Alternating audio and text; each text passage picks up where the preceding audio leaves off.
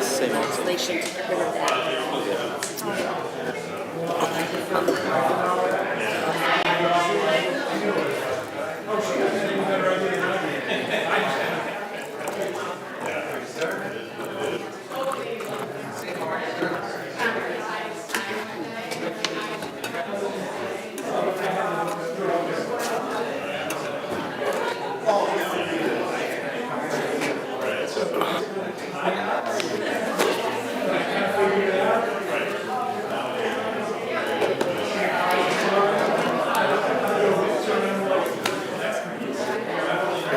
Okay, 6 All right.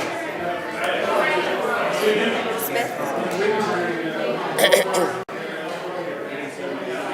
And Mr. Rich. Water. Good. I'm good.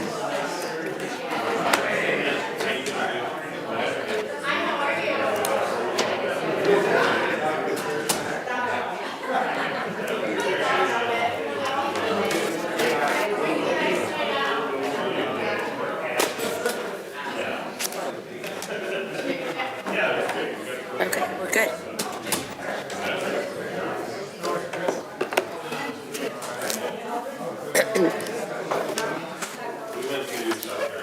I'm gonna need your help tomorrow. I'm gonna need your help. All right, I think we're ready. I have, whose is this? Oh, that's from. Good evening, everyone. I'd like to call our April 18th board meeting to order. Good evening.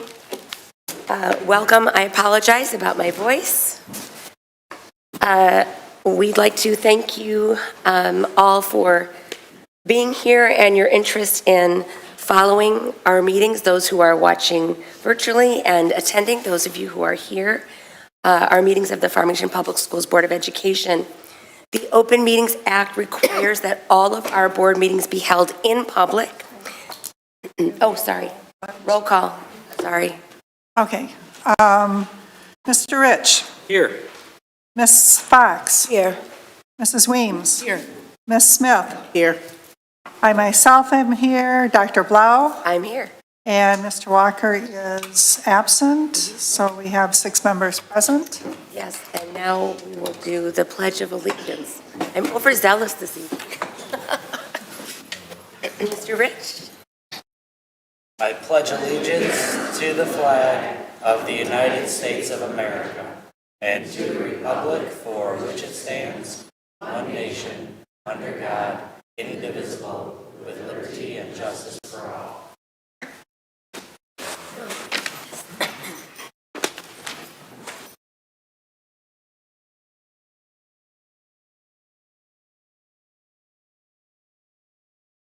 Yep.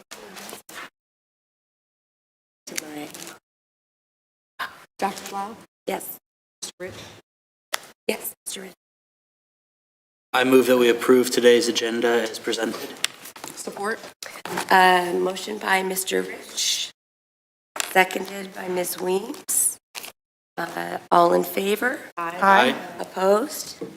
Abstentions? Okay, motion passes. Looks like we have a report. Oh, there's announcements.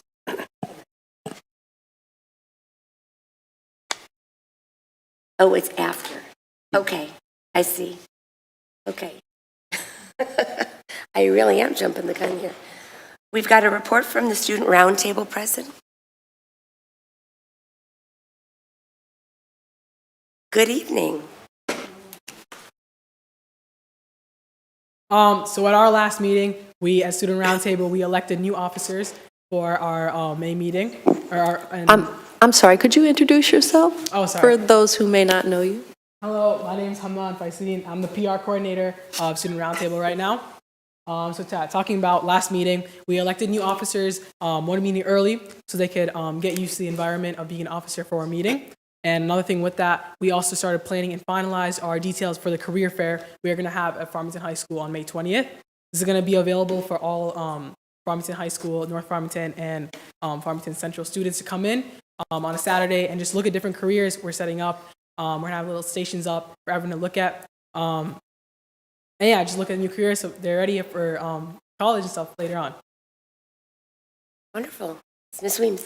Thank you for that presentation. Can you tell us the time on May 20th of that career fair, and if you need any help with the career fair from people across the system, perhaps board members or community members who might want to share, perspectives on career choices? Yeah, so I'm almost positive the time is from 10 a.m. to 1 p.m. on that day. And we're finishing we have a Google spreadsheet on the different jobs you want at there. So we're still finishing that out. But I think we're going to be sending that out to email across Farmington District to get people in there just to make sure we have all the jobs we want and all the jobs we need at the career fair to be presented. Perfect. I think all of the board members would be very interested in supporting you wherever you need help.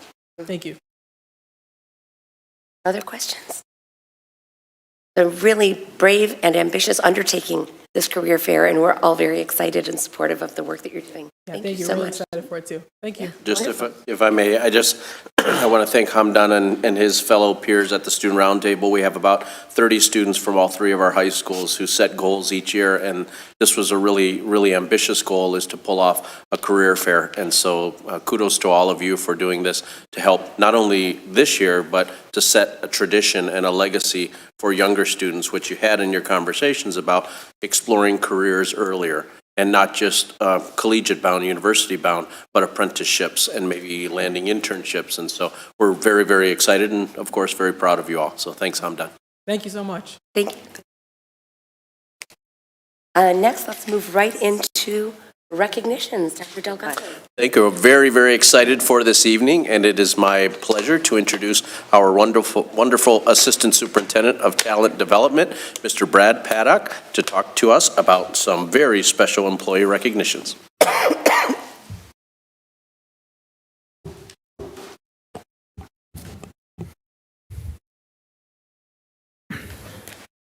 Good evening, Superintendent Dr. Delgado and Board of Education members.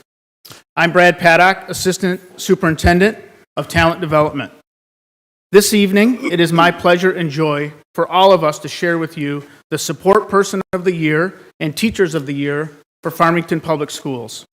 We are so fortunate to have passionate, skilled, and dedicated team members in our staff family community. Tonight, we will honor some of the very best who were nominated by students, families, colleagues, and/or principals. This year's Teachers of the Year and Support Person are without question all phenomenal employees. We started this process in January, following the announcement from Oakland schools that the program would be once again up and running. Here is an overview of the rigorous process that we used for determining our Support Person of the Year and Teachers of the Year. Each building submitted to HR their building's finalists. The next step was to group nominees by level and redact all names, school, subject taught, and any and/or all information that would suggest or identify the who. And finally, those nomination packets were assigned a reference number. Full individual and redacted nomination packets were provided to a selection committee composed of previous Teachers and Support Person of the Year, association presidents, HR personnel, and administrators. This committee was then tasked to provide a thorough review of materials, and eventually, through conversation and dialogue, one finalist from each level was revealed: elementary, middle, and high school. As the last step, our 3 district finalists then went on as applicants for the Oakland County Teacher of the Year and Support Person. All 4 honorees this evening are extraordinary employees who strive to help and support make Farmington Public Schools the best educational institution for staff and students. They have shown their passion, enthusiasm, joy and care, and commitment for all of their students and families time and time again. I want to take a moment to talk about the order of our program. The order directions will be as followed. A very brief introduction sentence will be read so the board and the audience members will know who we are recognizing.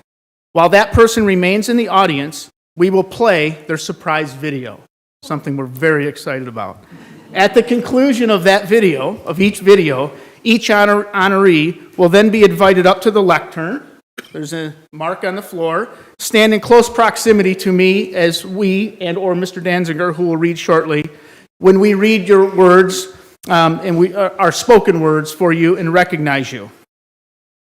Each person, when we are done speaking, the honorees will be congratulated and asked to approach the Board of Education for a quick congratulation, and then a certificate will be handed out by either Dr. Delgado or President Lowe. After that, we would ask you to then please come forward. There's another mark on the floor. If you could briefly pause, this would be for the photo opportunity with your certificate. If you could pause, family members, please come forward and take some photos. And at that time, and only if you wanted to, say a few words. I have a portable microphone, so our audience members watching this from home could go ahead and hear you. That would be your choice if that's something that you wanted to do. And of course, as reflected in our agenda this evening, please remember it is the goal of the board to take a short recess after all 4 individuals have been awarded and recognized. So we ask that you remain as an audience member until all 4 have been recognized in tonight's program. It is super exciting to acknowledge these 4 individuals with you in person, and of course those watching us from home right now. I hope that you will enjoy our recognition. We will start with the Support Person of the Year. To introduce this nominee and winner, I will ask Mr. Jeff Danziger, Director of Human Resources, to come forward as he has prepared several remarks this evening. Jeff?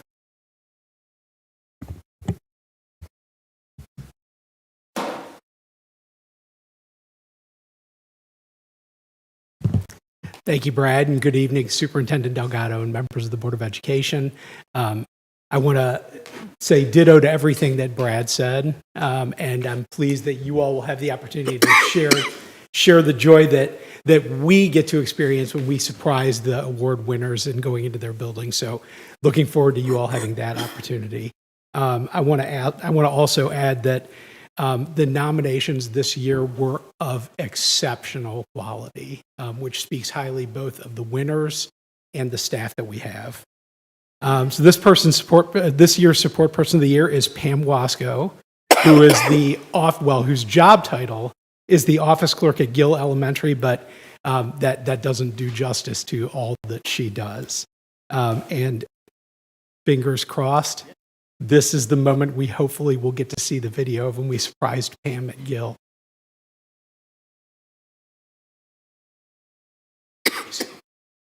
Okay.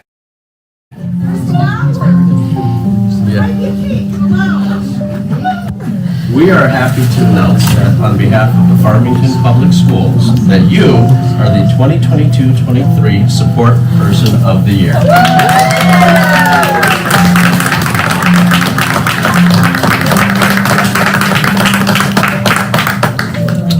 Everybody stand.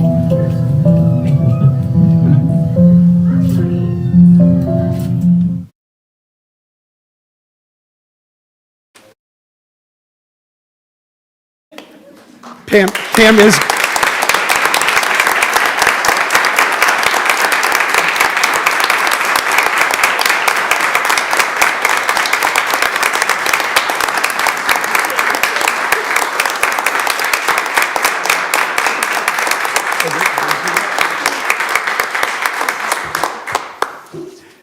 Pam was nervous about coming up and hitting her mark, so we were going to make sure that went smooth. If you can handle Gill, oh, where's the tissue? Oh my gosh. You need to sleep. So Pam started as a paraprofessional FPS in 1998 and has been the office clerk at Gill since, thank you, Kathy, since 2007. Is that right? And as Chris Solomon, who I think is here tonight and whose words I'm going to swipe, and as Chris Solomon wrote, has had a lasting impact there that is immeasurable.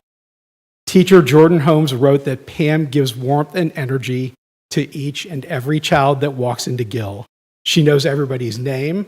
She knows about siblings, new pets, vacations, and medical needs as if they were her own. She juggles attendance, bumped heads, wiggly teeth, phone calls, sick kids, and parent questions flawlessly. Teacher Kate Donnelly Harris says that Pam is a teacher confidant beyond measure, is a guest mom for all 500 students at Gill, and is the go-to person for families. She lends an ear when needed and is the calm within the chaos. Teacher Geraldine Shade shared that she's never worked with anyone who puts as much heart and love into each day as Pam does for every Gill student and family.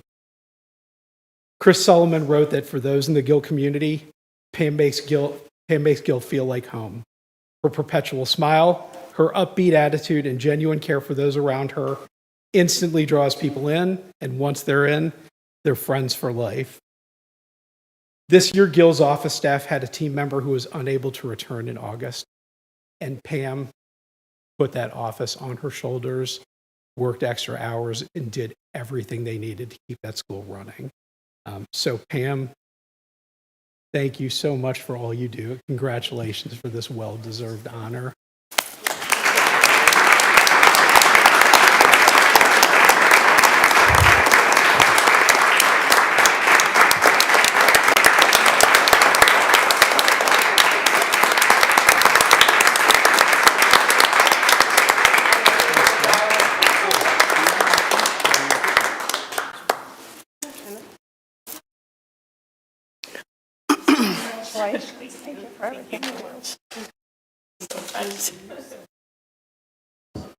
While Pam is shaking hands, Mr. Danziger forgot to mention that Pam knows all the secret handshakes that moms have with their children. I have known Pam since Wooddale, so many of you don't know what Wooddale Elementary is, but now there's houses on that property. Pam started out as the para in my daughter's kindergarten class. My daughter did not want to go to school because we shopped. So we had a secret handshake, and Pam would stand outside and watch, and she would hold my daughter's hand. And every day when I would leave my daughter at afternoon kindergarten, we did this. And we still do it, so every now and then I will FaceTime Asha, and she will wave to Miss Wasko. And I called her tonight before the meeting, and she told me to tell you, congratulations, continue to do what you're doing, and she misses and loves you so much. Thank you for those words, Angie. Pam, would you like to say a few words? I'll say a little bit of it. Okay, that would be great. But I think you kind of said a lot of it too. I'm gonna put this down for a second. I'm very nervous, everybody, just to let you know. Okay, so good evening. My name is Pam Wasko, and I'm the office clerk, 15 years at Gill, 27 total with the Farmington schools, and I've worked at High Meadow, Hillside, Wooddale, and now my home is Gill. I've worked with very many amazing people, established relationships with students, families, that I treasure. I truly treasure. I was very honored when Chris Solomon, who is the best boss ever, informed me that I was nominated by Kate Harris, Jordan Holmes, Jerry Shade, and Chris herself for the Support Person of the Year. I was even more surprised and overwhelmed when Dr. Delgado came with his staff, and the Gill staff and my family came to wish me my award. I really appreciate and want to thank everybody who made this possible for me. I truly feel blessed to be a part of the Farmington Public Schools, especially my Gill family. And this is a perfect way for my transition into my retirement. And I thank you all from the bottom of my heart. Thank you.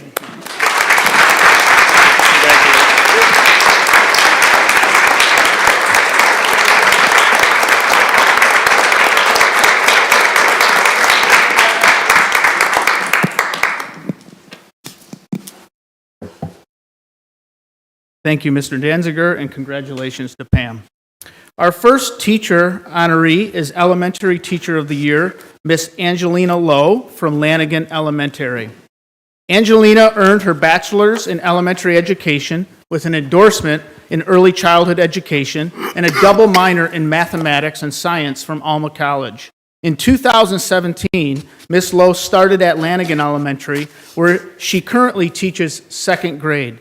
Let's watch her surprise on that day. One of your teachers received the Elementary Teacher of the Year Award.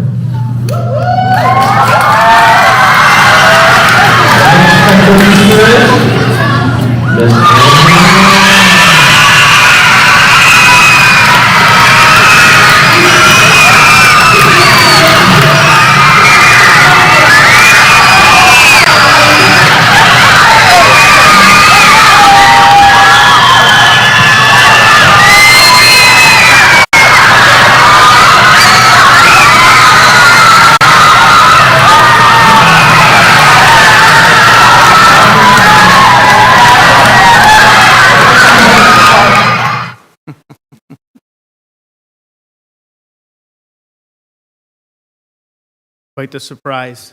Thank you, Angelina. Angelina is creative in her approach to teaching, using a variety of methods to keep students engaged and interested. Angelina was nominated by her colleagues, students, and parents for her ability to inspire and motivate her students to be engaged in their learning. She sets a positive example for her students who look up to her as a role model. From interactive chalk talks to utilizing technology like Lumio, she fosters a supportive and collaborative learning environment. This inclusive and diverse approach to teaching is effective across all subjects, promoting high levels of student engagement in the classroom. The minute students enter Ms. Lowe's classroom, they feel welcomed and valued, as evidenced by the Welcome to Our Classroom family sign and the morning greetings that she gives all kids. Angelina's passion for learning extends to her colleagues as well, as she has taken training on sound walls, secret stories, number racks intervention, and actively encourages her colleagues to try these strategies in their own classrooms. Additionally, she is a PLC lead, school improvement lead for math, a member of the building leadership team, and is a highly regarded, dedicated member of the Lanigan staff community. Angelina is committed to excellence in teaching and learning for her students, said one of her colleagues. She tracks students' progress carefully and takes meticulous steps to alter teaching where needed, whether it be in pedagogy, managing modalities, or structure. A Lanigan parent stated, Miss Lowe created a classroom environment that made Lanigan feel like home. Her warmth and smile are contagious, and they continued to shine through even when life got turned upside down. She continued, Miss Lowe recognizes that each student is unique, not just in personality, but in their learning style. She adapts to meet the needs of each child and gives them the confidence to excel. A student said the following about Miss Lowe.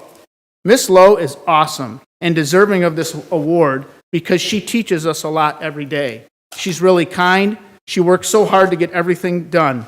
My favorite thing that she has ever taught me this year would be all the spelling rules. In closing, another parent wrote, Angelina, a truly amazing teacher, is hard to find, difficult to part with, and impossible to forget. Miss Angelina Lowe, second grade teacher at Lanigan Elementary, is the teacher that our family will never forget. Congratulations, Angelina, and thank you for all you do each day that you bring to Farmington Public Schools. At this time, I would ask you to approach the board and the Superintendent Delgado to receive an individual congratulations and certificate of recognition. Thank you. Congratulations.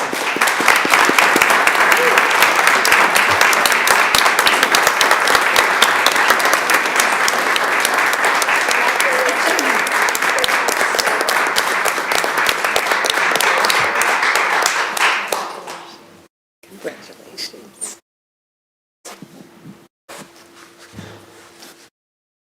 Okay. Thank you.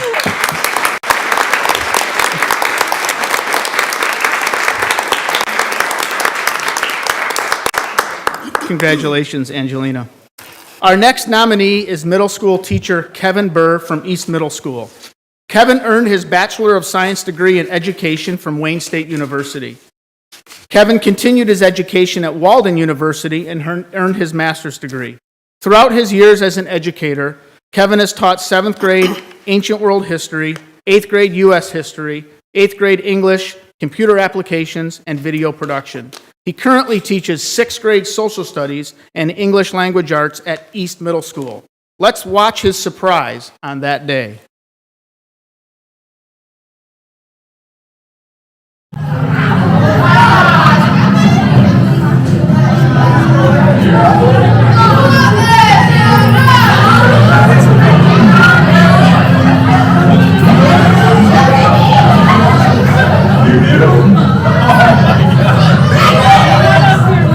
What is happening here?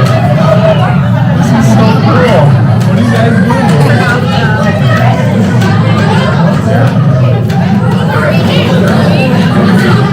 Well, good afternoon, everyone.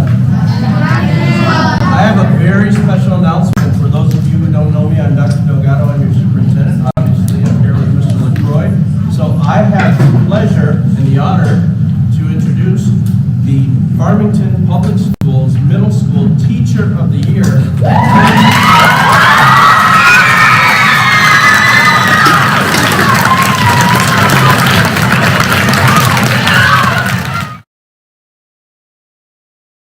Kevin, you can come on up.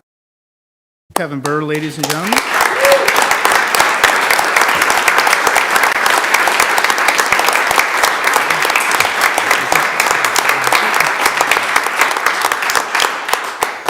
Kevin connects with his students by learning their interest. He is able to make learning applicable to their lives and regularly puts them in a position to take ownership of their own learning experiences. Kevin Burr was nominated by his colleagues, students, and parents in the community for his student-centered work ethic and his laid-back, easygoing nature that helps students feel comfortable and provides a safe learning environment that promotes students' confidence and success. One of the best characteristics of Kevin's teaching style is his ability to reach students of all learning styles and levels. He makes the content accessible and enriching for all his students. Whether the students in Kevin's classroom are working in peer groups or independently, he is constantly moving around and assessing their learning. He is patient with all students and takes the time to connect with them on a personal level, which in turn allows him to work with each student in the most effective way. His calm demeanor, kindness, patience, and the use of humor help him build relationships with each student to build trust and mutual respect. This approach also helps create a safe environment for all students to learn, said East Middle School principal. Related to Kevin's classroom leadership, he has been the social studies instructional leader at East for several years. In doing so, he supports his colleagues with curriculum development and lesson planning. He is constantly seeking out ways to improve his practice and is always willing to support his colleagues by being a team player. His colleagues at East seek him out for ideas and advice, and he makes himself available always to help. He serves as a mentor for staff at East, and he participates in and leads staff professional development. Kevin's skills don't stop at being a fantastic teacher. He is also East athletic coordinator, where he ensures adults are present to provide supervision at student-athlete events. Additionally, he is a longtime track and cross-country coach and is always willing to attend student field trips and events. As East technology expert, he is always willing to train, support, and answer questions his colleagues may have regarding various tech-related problems and issues. In closing, a quote from a student. Mr. Burr is one of my favorite teachers. He makes me feel like all of my hard work this year is appreciated. I was afraid at first to start middle school. Then I got lucky with getting Mr. Burr as one of my core teachers. He helped me see that middle school wasn't at all scary and that teachers are just as funny, if not funnier, than my elementary teachers were. Sorry, elementary teachers. Kevin, congratulations, and thank you for the positive relationships you build with our middle-level learners. At this time, I would ask you to approach the board and Superintendent Delgado to receive an individual congratulations.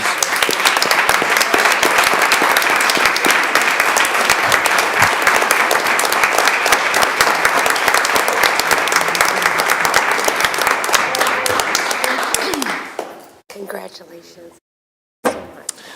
Now, while he's shaking hands, Mr. Paddock forgot to mention that Kevin wears a mean wig during Battle of the Middles. He plays some really good basketball. Unfortunately, COVID stopped us from having those games. So we were looking forward to many of you doing these games. And Alan Archer and him would always go back and forth. But this guy wears a mean wig. So on a day, if you got bad hair day, call Kevin. So he's a good basketball player too. Thank you for those words, Angie. Kevin? You may have the wrong person, but it's... No, it was you. I've never thought I'd be so elated to receive purple balloons and a plastic corrugated sign, but here I am. But on a more serious note, it's such a great honor to receive this award and to be acknowledged as the Middle School Teacher of the Year. My goal has always been to put students first, to build positive relationships, to build confidence, and to create success in the classroom and on the field. As for my own success and my confidence, it's come from many people who deserve great thanks. My parents, Bill and Nancy, my wife Nancy, my 13-year-old twins, Joey and Kate, my 12-year-old sixth grader, Benny, my brother Steve, who surprised me on that day, maybe the only priest to ever walk the halls of East Middle School, and my in-laws Jim and Peg. Of course, the East principal, Drew LaCroix, assistant principal Tori Moss, and former principal, the man who hired me 20 years ago and kept me around through many pink slips, Ken Sanders. And my friends and colleagues who took the time to nominate me and write so many nice things, Beth Attrue, Sherry Franklin, Drew LaCroix, Deb Kalanchi, and the rest of the amazing Titan staff. Lastly, for my sixth grade team, the Mountain Movers, and for every other student I've ever had the pleasure to teach or coach, thank you all so very much for this honor.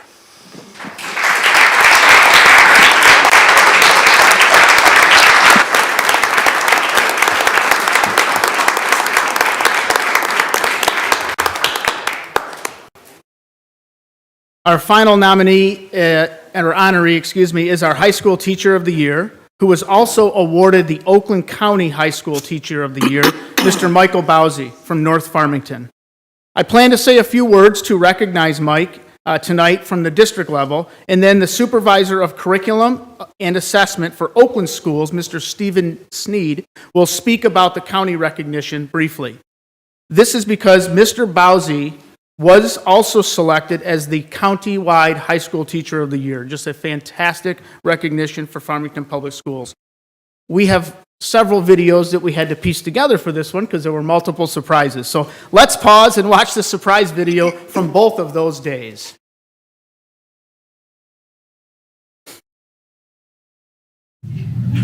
Hi, we have a few people for you. What is happening here? Come along. Can we scooch by you? Hey, buddy. What is all this? Wow. So we brought a few friends because we had a little bit of news to share with you. So Dr. Delgado, if you would. Wow. Good afternoon, everyone. If you don't know me, I'm Dr. Delgado. I'm your superintendent, and it is my honor and my pleasure to let you know that your teacher, out of all the high school teachers in the Farmington Public School District, this year has been named the Farmington Public Schools Teacher of the Year.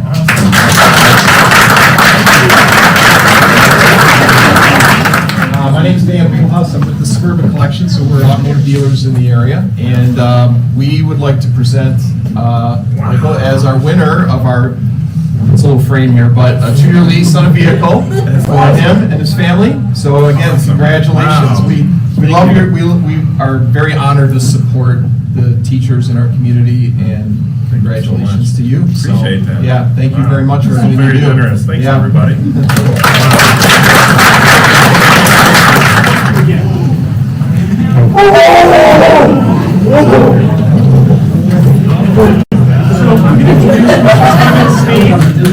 To share some news with you.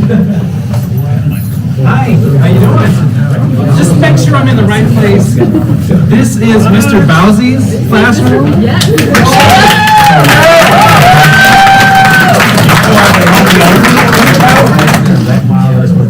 You are the guy. Well, my name is Stephen Sneed. I'm the supervisor of the Curriculum and Assessment Unit at Oakland Schools. And on behalf of Oakland Schools and the Oakland Schools Education Foundation, I am beyond thrilled and proud to present you with the outstanding Oakland County Teacher of the Year.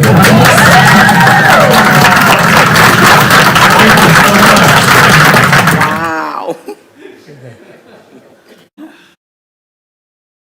You noticed in the video, the Suburban Collection car dealership was also in attendance, as this year was the high school levels kind of rotation recipient. And so, yes, Michael also received a 2-year lease on a vehicle of choice courtesy of the Suburban Collection. So we certainly thank them. So Mr. Bause, if you could come on up here, please. Thank you.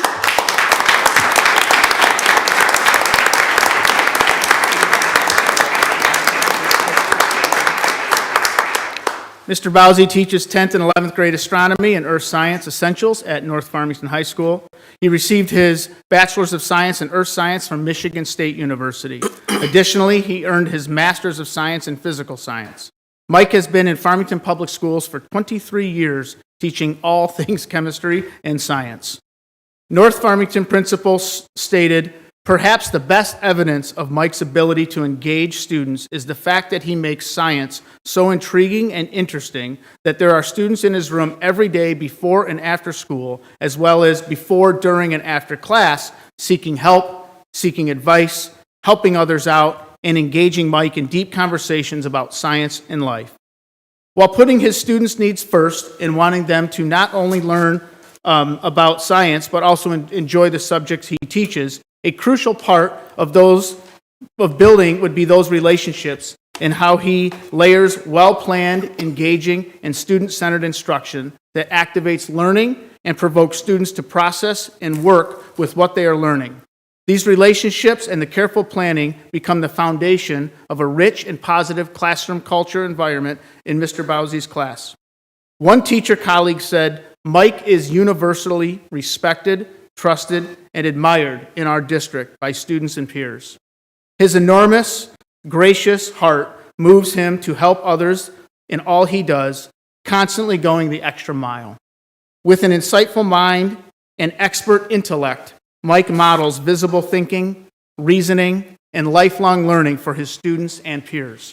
The powerful example he sets inspires others to collaborate, treat others with respect, and help each other grow." I would now ask Mr. Stephen Sneed to add onto these remarks this evening, referring to the countywide program. Stephen? Good evening. It is my pleasure to be here to represent Oakland Schools and the Oakland Schools Education Foundation. I'm Stephen Sneed. I'm the supervisor of the Curriculum and Assessment Unit at Oakland Schools, but I have a number of personal privileges and points of pride, so I'm also a Farmington resident. I am also a Farmington parent as well, and I've had a former friend whose son was in Mr. Bause's classroom. So I'll tell you a bit about our process in terms of reading applications. So I am one of the readers for the Oakland County High School Teacher of the Year. It's a blind process. We're not allowed to collaborate on scores. We do see names, but we don't see scores. So when I saw Mr. Bause's application, I actually made a decision to read it last. I want to control for my own bias. So I read it last, and it blew me away. And I want to highlight one quote from here that hasn't been highlighted from someone in his application materials. He models for them, students, how to be a lifelong learner, a generous soul, and an unrepentant inquirer about the universe. What? I don't know how it gets better than that. And so it is definitely our honor and our privilege to honor Mr. Bause with this award. And I will say again, as a matter of personal privilege and pride, that Farmington is well served by the teachers in your district. And if they're anything like Mr. Bause, oh my, what children this district will produce. Thank you.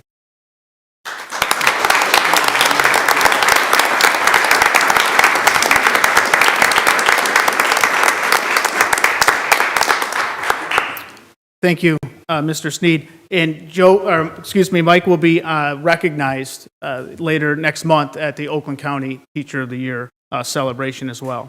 So thank you so much, Mike. If you could please approach the board to be recognized, and then your certificate. Thank you, sir.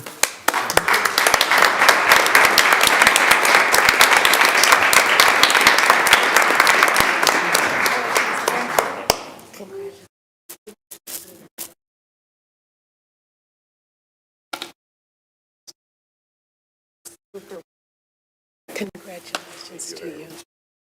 We have a couple of big things to say.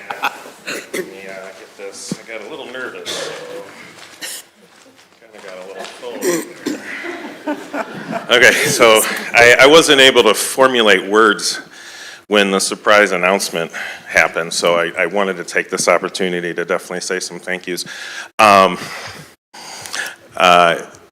I haven't really decided yet. I guess I'm just going to fly with it here on who I should thank first. My family, my friends and coworkers are Suburban Collection. And so I'm thanking all of them at the same time. Let's make a note. But here's what I have to say. I just wanted to say I am fully and truly honored and still cannot believe that this is happening. I do want to thank Farmington Hills, the community, the North parents, and of course the students of North for all the love and support through the years. I promise to be brief for the rest, but I need to thank a few people. Always, first and foremost, my wife Kelly. Through the years, we have vacationed in locations where I can collect rock samples for the classroom.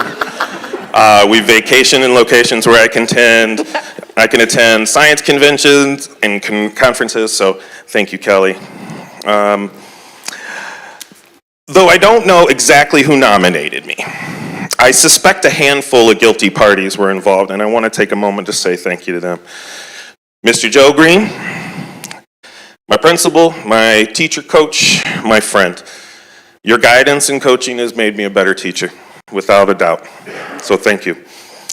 Jennifer Ballore is a science teacher at North. She's been my mentor for my entire career and has played a huge role in helping me become the teacher I am today. I am grateful and fortunate to have worked with her and learned from her all these years. So thank you, Jennifer. Kelly Simpson is a student at North and is honestly one of the best Raiders I've ever known. She is the epitome of what it means to be a North Farmington Raider. Hardworking, empathetic, curious, and kind. She wanted to thank me for doing what I do by nominating me for this award, but really I should be thanking her. She's such an incredible student. Students like Kelly make this job the best job in the world. There are several positions that deserve much more recognition than what they get. The para-educators are high on that list. And the para-educators at North are truly outstanding. But there are three that really, I think, are outstanding and beyond words. Mary Larrabee, Denise Brom, and Michelle Sibley. These ladies are usually responsible for assisting one or two students in the classroom, but I find they're always helping any student in the classroom. They go above and beyond their requirements for their position to be better able to serve their students and any student. I cannot thank them enough for the years of help. The special ed teachers are all too often, they don't get the recognition they deserve. Some of the best special ed teachers, Mifa Feldman, Wendy Marshik, Chris Dianchi. These teachers tirelessly, and in some cases ferociously, if you know Mifa, they ferociously advocate for students. Each of them has impacted my teaching career, and I am a better teacher for having worked with them. Special thanks to Chris Dianchi. We are all fortunate to have him in the district. He is a parent in the Farmington Public Schools, he is a teacher, and he is our union president. I truly cannot fathom how he can excel at all three roles. In my opinion, he is a real-life superhero, and I hope the district administration, the Board of Ed, recognize how fortunate we are to have him. If you truly want to do what's best for the kids, then follow Chris Dianchi's lead. There is no greater advocate for kids than him. And with that, I will leave you. Thank you for listening to me, and thank you so very much. I appreciate everything. Thank you. Congratulations.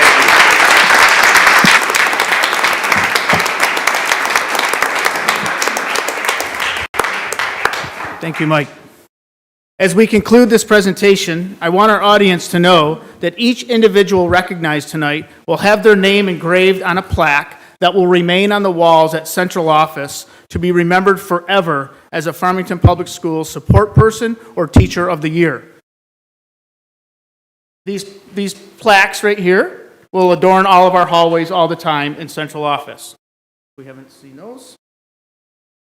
A special thank you A special thank you to the families of our recognized individuals, not only for being here tonight, but also for your support you provide throughout the year, each school year, to all of our honorees, so they can be the very best here in Farmington for our school, for our students and our schools.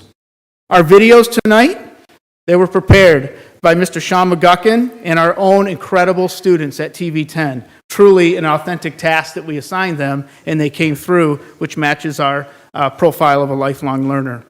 Special thanks to Natrice Pickens and my entire HR team, Mrs. Bauman and her team for putting some of the decorations and signage together. Truly a collaborative effort we're very, very proud of. Thank you to Dr. Delgado and the entire Board of Education for allowing us to present to you the recipients this evening in a public space to be able to lift up and celebrate our very own staff members here in Farmington Public Schools. Once again, congratulations. That concludes my portion.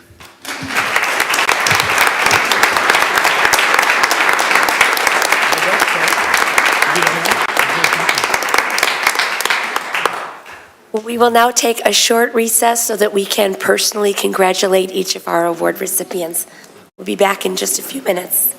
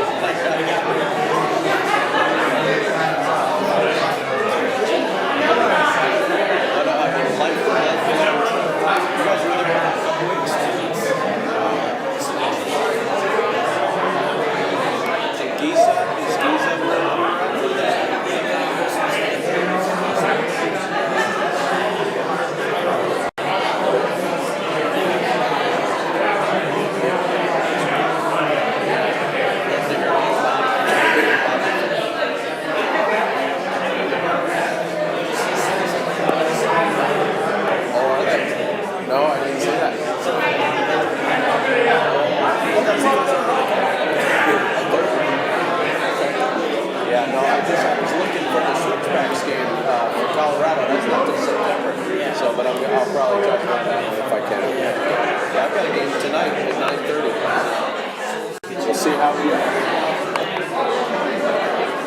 Are you all right, my friend? You probably got my email. Which email? Did you get my email? I sent you an email. Oh, about the pilot? The afternoon?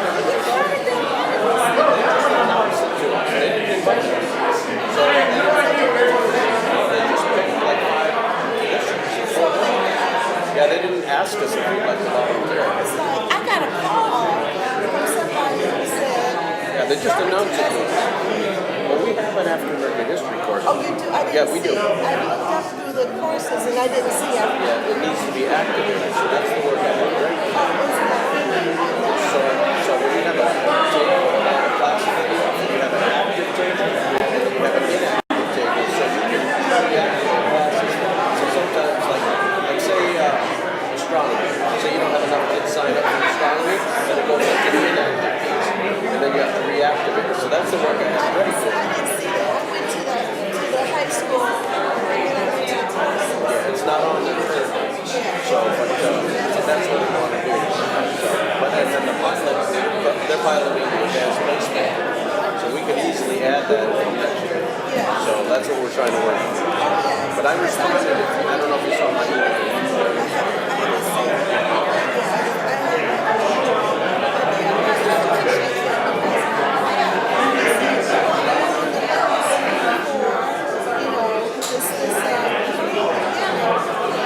Yeah, they just announced at my last superintendent's meeting that 4 districts or 5 districts are going to pilot this through the county, and then we can get feedback from that. So, but you'll see when you read my responses that we're working on. I know you appreciate that when I send stuff, it's because I'm concerned. Absolutely, it's all coming from the right place. And in my response, I talk about the building equity plans that we have Greg working on with the principals, and then we make that, roll that into the school improvement. So the equity audit is being translated into action in each year. And he's going to present here in June. Oh, in June. Not today. Because that was my concern too, that we get this big old thing, like the interview that's before you came, took all this time and all this money, and it's not being action on rise. Oh, Yep. Well, that's what, and Bob started the process. Like, great. Yep. Is he Terry anywhere? I passed all these papers down. Right outside. Oh, nobody's sitting there. It's like maybe she went to the restroom. Could be. But we have to do the introduction. So we could start. Okay. All righty. I got a little headache. Yeah. I think, All righty, everyone. you know, We're going to call our meeting back to order at this time.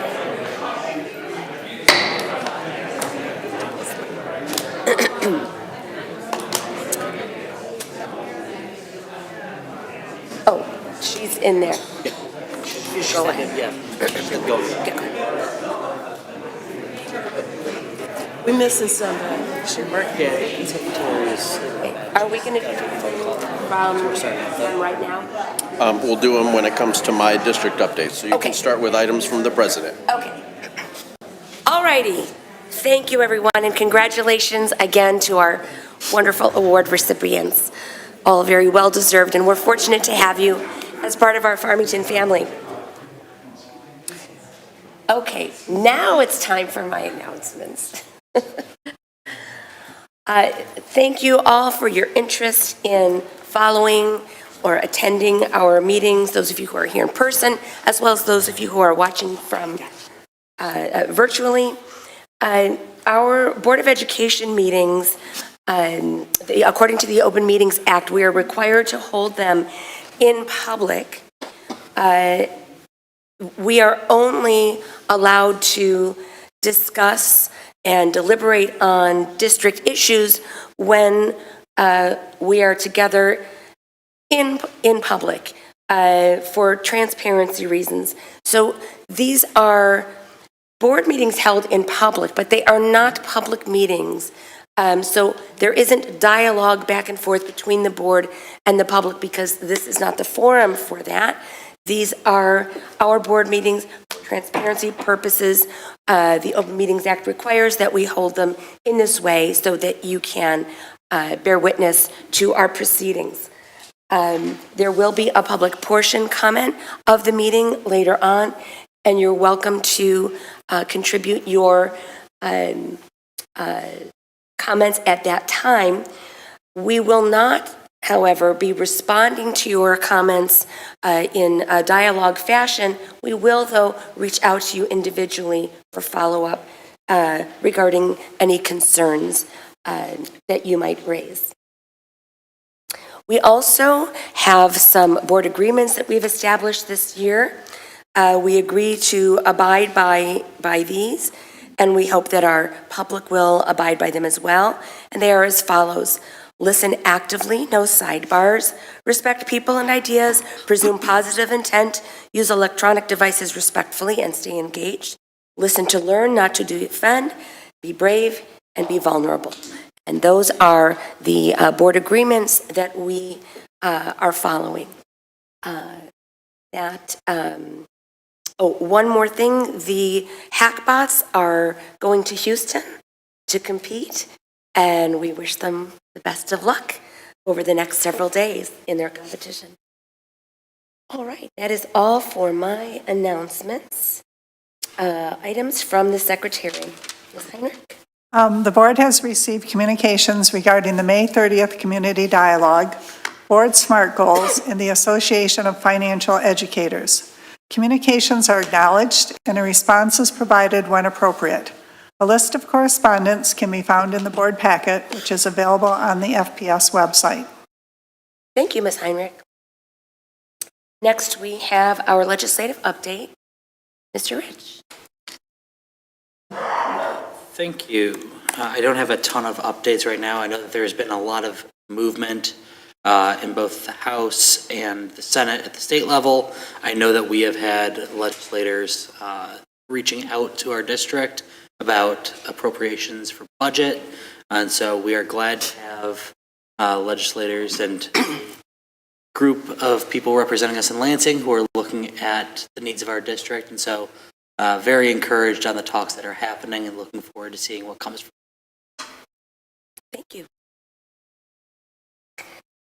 Moving on, we have some district updates from Dr. Delgado. Thank you, Dr. Blau, and good evening, everyone. I'd like to extend my congratulations again to our Teachers of the Year and to our support person of the year. It certainly is a treat for us to go and surprise them this year with the cameras. And so they had no idea, and you could see the excitement in the students as well as the colleagues. I don't know if you saw with Mr. Bause, the high school teacher, all of his fellow science teachers were there on the Oakland County Teacher of the Year. So we really collectively celebrate the impact that they make on children's lives and thank them for their commitment. Also, Hackbots are once again for the second year in a row going to Houston for nationals, for the National Robotics Competition, so we wish them the best of luck. And then we have, in this springtime, we have so many wonderful things going on. We have competitions, we have spring plays and musicals, and we're going to have a real special treat here in a moment with a musical selection from the Farmington High School group. But please attend our shows. It is a very low price for a quality show, so you can do dinner and a movie, or dinner and a show rather, to see the Addams Family at North Farmington High School in a couple of weekends, and then opening this weekend, the Pajama Game, which is a perfect segue. I think we have Sue Cobb is here in the audience, and so we have our wonderful directors, Dean and Sue Cobb, over 53 years committed to this school district in our theater program. And so with the help of Mr. McGuckin and our wonderful TV10, we are actually going to be delighted by a number from the show, from the Pajama Game, live from the stage at Farmington High School. Enjoy. There we go. I think I see things. You think someday she'll come to you. Better forget her. Her with her nose in the air. She has you dancing on a string. break it and she won't care.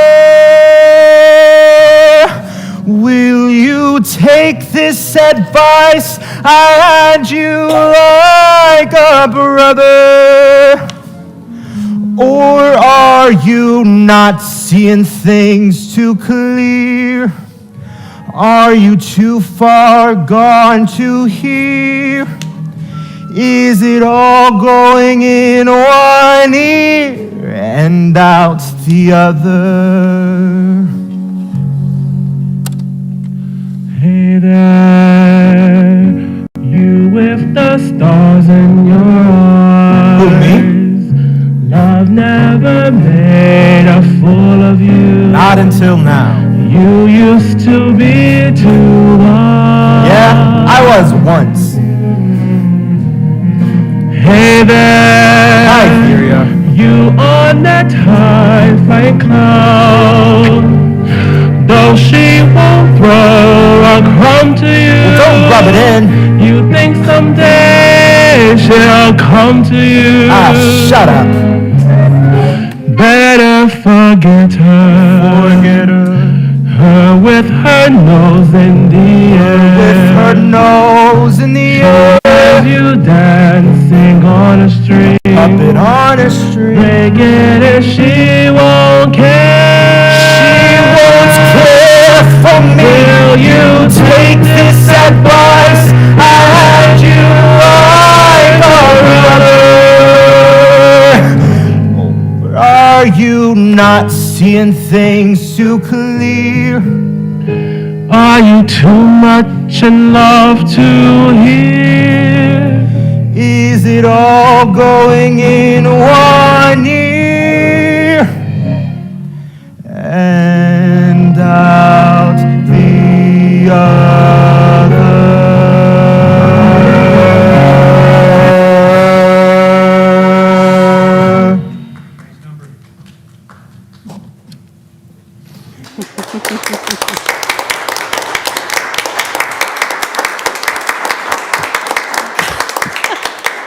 Okay, the person that just got the surprise was me. I thought we had a whole cast number that was going to happen, but I'm really glad we did Hey There, which was a top 10 song in the 1950s, and that's our wonderful Zach Olivier singing it as the character Sid Sorokin and his dictaphone talking back to him. For those of you that weren't around in the 50s or haven't, I don't know about that, but I'll never tell. It's a wonderful, colorful, real theater from the early days that gives you some sort of situation that's going to drive you crazy and everyone falls in love. So, it's happy at the end, it's colorful through the middle, and the beginning starts out in a wonderful pajama factory with a huge number of full cast. So tickets are $10 and $12. Pre-sale at the door, they're $12 and $15.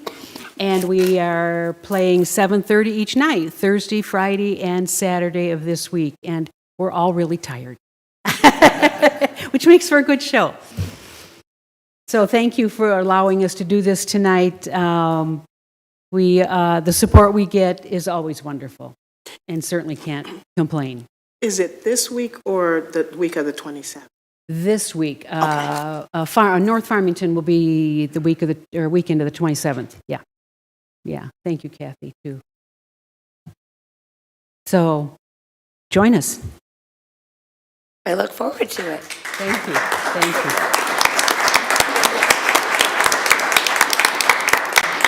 Thank you, and we wanted to include that in our district update because it's activities like this that involve literally hundreds of students at each school, whether you're in the pit orchestra or working in the stage or set building or audio or of course on the stage. It's such a wonderful outlet for our young people, and so we like to celebrate them as much as we can. And then I have one final very special recognition. I want to give a shout out to Aiden Hawkins, who is a sophomore at North Farmington High School, and this news was just delivered to me. It's fresh off the presses. Aiden finished first in the state of Michigan for the automotive maintenance and light repair at the Skills USA competition this weekend. First in the state of Michigan. Congratulations.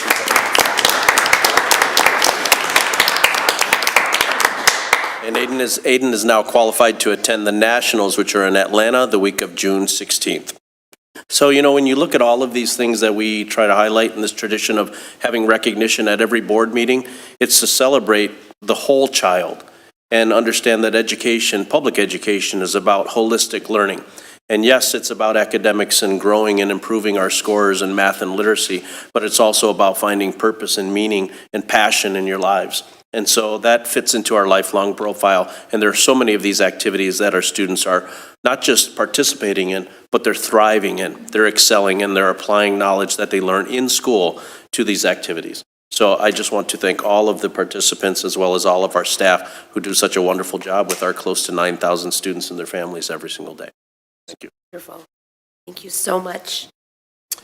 Next up for district updates, it's my pleasure to welcome in a wonderful Chris Gregg for our Farmington Hills Education Foundation update. Good evening. Thank you, Dr. Delgado and the board. So nice to see you again. You know, this is a great segue to talk about the foundation's work too when you talk about the whole child, because our mission is to raise some community funds to actually supplement some of the work that the district is doing. And it's very exciting. It's a very busy time of the year for us right now because we did just pay out 18 grants, about $17,000 to different projects across the district. One of them was the Farmington African American Parent Network, the ACT and SAT prep class. We're helping out with that. Hillside has an, let's see if I can say this word right, entomophy research base, so it's insects, something to do with insects. East started a sewing club, which I thought was fantastic, an after-school sewing club. We had some specialized band and orchestra music that we were supporting. The Farmington Early Childhood Education area, there's a nature walk, and we're working with Alameda, with Early Childhood to add a storybook trail as part of the nature trail too, so everyone in the community can enjoy that as well. We have the Longacre Elementary Innovation Lab, just such creative projects that these grant applications were put in for, and we came together as a committee on the Education Foundation and walked through those and made those awards. And out of this effort too is we made a commitment to get together with the Farmington African American Parent Network and see where we can better partner with them on some resources that they need as well. And so I did just return from a 3-month trip, so I haven't had a chance to sit down with them yet, but that's the goal, and we have set aside some funds to get that partnership going too, so we're very excited about that. So that is our annual grant program, and our other big effort right now are scholarships. So we work with 20 different local scholarship sponsors, and we run the system that actually has all the students go on, submit a common application, and then any additional information they need for a particular scholarship. And we just closed that last Friday, and we had 150 applications across all 3 of our high schools. And at this point, I'm working with the sponsors of the scholarships as well as the counselors in the high schools to go through the evaluation process. And so the winners are all surprises at the senior awards events. And that's another $20,000 that's going in to further the educational journeys of these students. So it's really exciting, and we really appreciate all the community support for these. This year we added 2 new scholarships from the Warnerettes. So they contacted us. They were very excited about, Ms. Bause knows about that, that they want to really highlight volunteerism. As you move into adulthood and to try to really champion that. And so we're really excited. It is actually the most popular scholarship with the number of applications, so that was pretty cool. We were surprised by that. Yeah, so it was very cool. So That'll be going on for the next month and a half. Early June is when all the different senior events are that we'll announce the winners with the sponsors.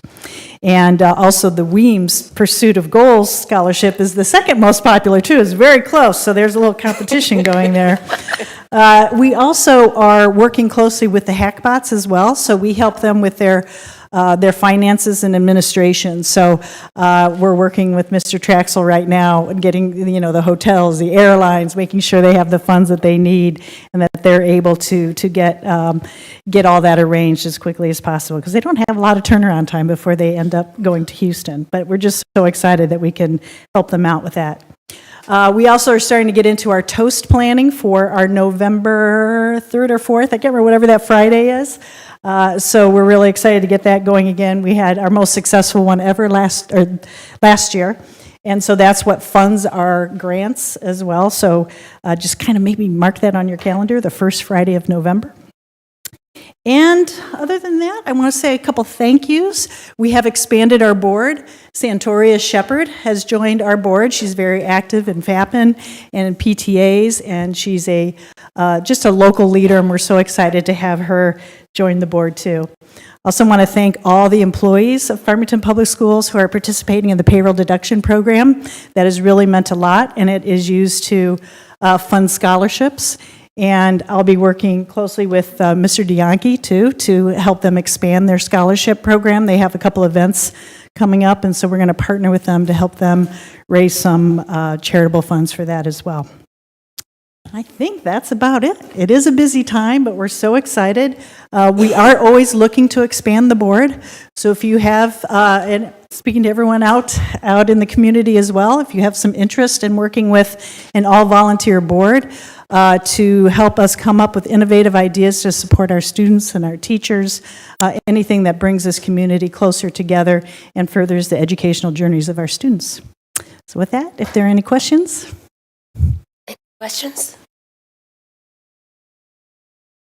Great. Very, very exciting. Thank you. Thank you so much. I got to say, if I would have had Mr. Bause as my high school science teacher, I probably would have taken more than 1 year of science in high school.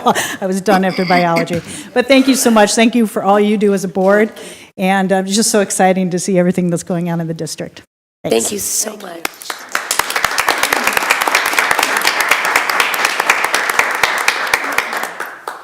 Next up on district updates, it's time for a quarterly dashboard report on our 2020 bond. So I see Mr. John Barth coming on up to the podium, and we have a presentation for you.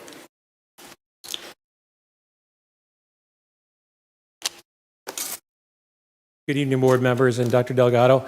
We'll keep this brief. This is a quarterly dashboard report on the bond work. Things are going well with the bond. It continues. We've got work going on at the kitchen at North Farmington. We've got continued work at Visions, the new Visions on Shiawassee. And obviously MEC here.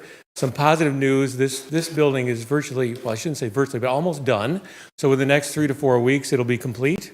Mechanical, new flooring is going in this week. So you'll start seeing big changes, and at some point, I welcome the board to have a tour of the building. So it's really nice. Be great for staff. And we'll get to use the bathrooms inside? The bathrooms have always worked, but we're still using the one out here and the new restroom trailer, which is gorgeous, I might add. So feel free to use that as necessary. Priority. But anyway, so the dashboard report actually reports out on the financials that are occurring, as you know, and so things are going well. We don't see any problems. We've got a healthy contingency for all the buildings. So it's not just this year, but we're looking forward to projects next year and the following year, which will finish the bond work. So that being said, I'm going to turn it over to Scott Smith from Plant Moran. He'll go through some slides of the money and also some pictures of the current work that's being done at the schools. Wonderful. Thank you. Thank you, John. Good evening.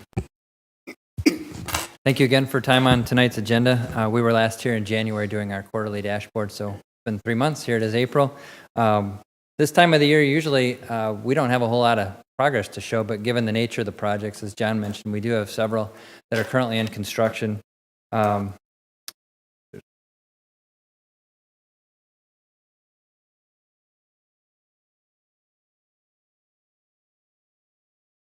All right, so same format as before, just slightly larger to kind of draw attention to some of the different portions that we had on the last one. But this, again, is our allocation of the bond and how the dollars are spent. The majority is really in construction, but also we have furniture, fixtures, and equipment. That's what we term as FF&E, an allocation for buses, and also a healthy budget for technology and security.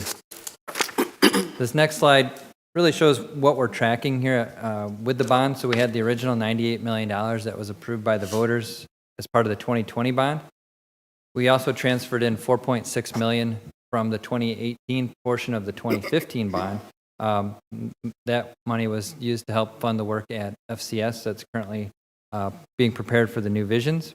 And we're currently tracking about $500,000 in earned interest, but thanks to Jennifer and her efforts, this number has grown significantly, and we'll probably be upping this in future reports as well to show where we're at to date. So again, $103.1 million in total funding that we're tracking. We've awarded, or we have commitments to date of just over $63 million, leaving us with about $40 million or $39.5 million of budget remaining. And as far as actual costs go to date, we've crossed the $36 million threshold, so we're just over a third of the way expended.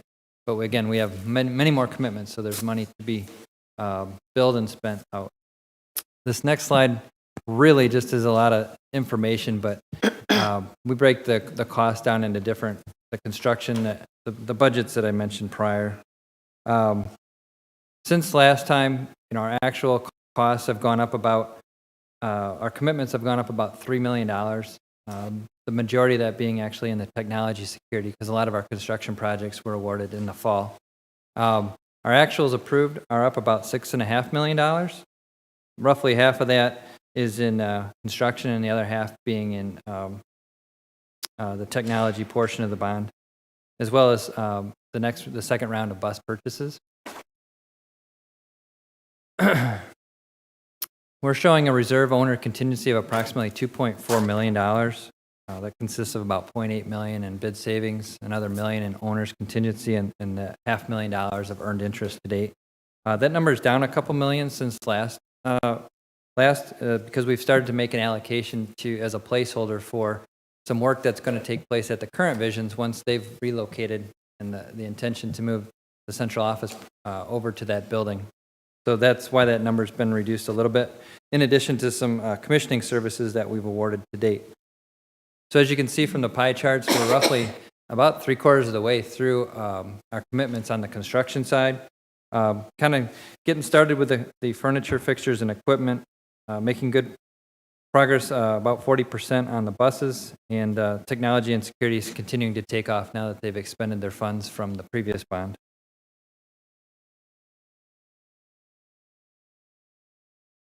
These are our current project schedules. Some of these are projects from last year, but I've kept them on. Just as you guys may recall, we had some of the long lead mechanical and electrical items.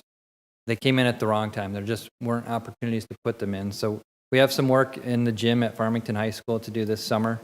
We have an emergency generator to put in over at Wood Creek this summer.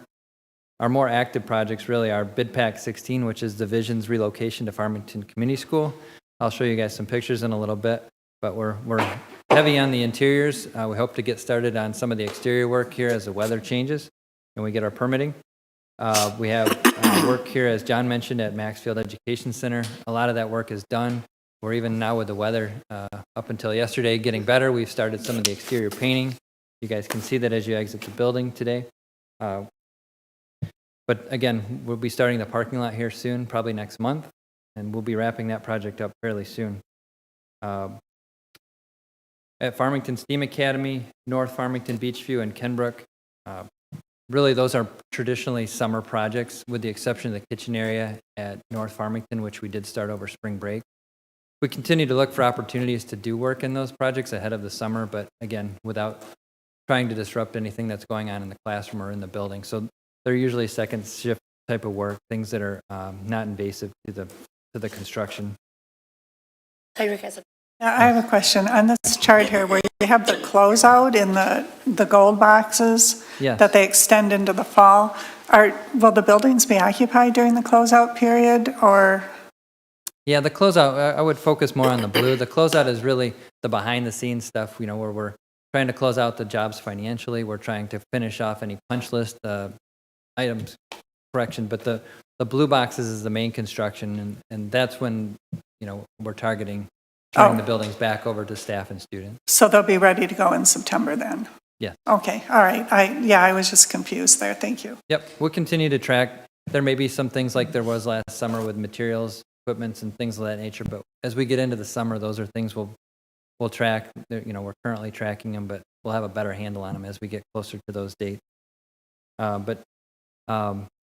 Again, a lot of work that's on the plan for this year. Pleased to share some photos. This first batch is our work over at Visions. So we've got the new sign in. This is kind of the main corridor in the existing front half of the building, the north half. But a lot of work's been put in place. A lot of it mechanical, electrical type work. We've started the roofing work over there as well. We re-roofed over the cafeteria area. We're also demoing out the gym in preparations for new paint, flooring, basketball hoops, etc. Work in the kitchen, we completely are redoing that. And then there's several classrooms, again, doing the similar things. We've enlarged some classrooms to account for the needs in that building. Here you can see where we took down there used to be an existing wall there, so we've opened this space up considerably. The office has been gutted. We're installing some new ceilings in a lot of the classrooms. A lot of work in the boiler rooms with mechanicals and stuff like that to support all the cosmetic things that you'll see as well. Over here at MEC, a new front entrance vestibule. This is on the north side. If you guys will recall, there wasn't a whole lot of vision into this space. You can see this has opened up considerably. And so we got a lot of view, very inviting. New brick pillars. There'll be some concrete out here as almost like a patio. This is from the vestibule looking out, but again, very welcoming, very inviting. New reception area to greet guests to the building. This is the main corridor here on your left, looking down. Interior finishes throughout. We've added some finishes to the IT department, replaced the carpeting there that was frayed and disheveled, done some painting. So the IT department is actually back in their space and have been for several weeks. So that part's been turned back over. And as John mentioned, we're just trying to finish up inside and then also do the exterior improvements. And then over spring break, we just kicked off our work at North Farmington, and that started in the old kitchen serving area. So we've been coordinating with lots of folks at North, Principal Green, Angie Davis from Food Service. Appreciate the efforts they've done to let us get in there ahead of time. It was a real coordination effort, but we've created a separate temporary wall, and we've got some serving line areas here and here where students are still being served while we work behind the wall.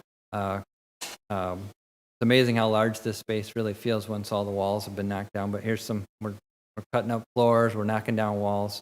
We're very early on in that process, but the rest of that will be completed over the summer. We'll also be starting on the pool area probably before school gets out too, and we'll continue to coordinate with North Farmington High School on that. And as John mentioned, while we're doing construction, we're always doing design too, until we get to the end.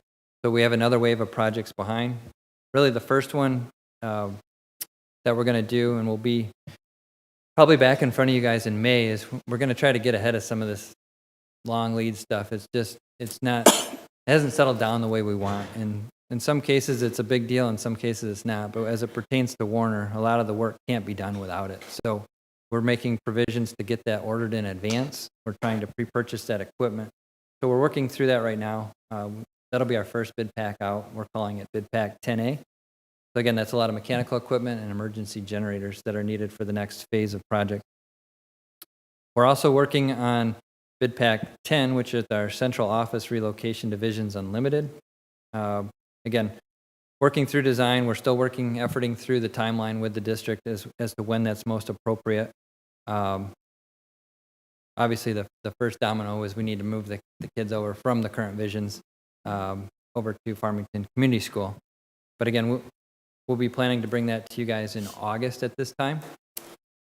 And then we're going to be bidding the work at Warner Middle School, Farmington Central High School, and Farmington Early Childhood Center as a combined bid package. We're working through those right now. We're in the first phase of design. And those we'll probably bring to you in October.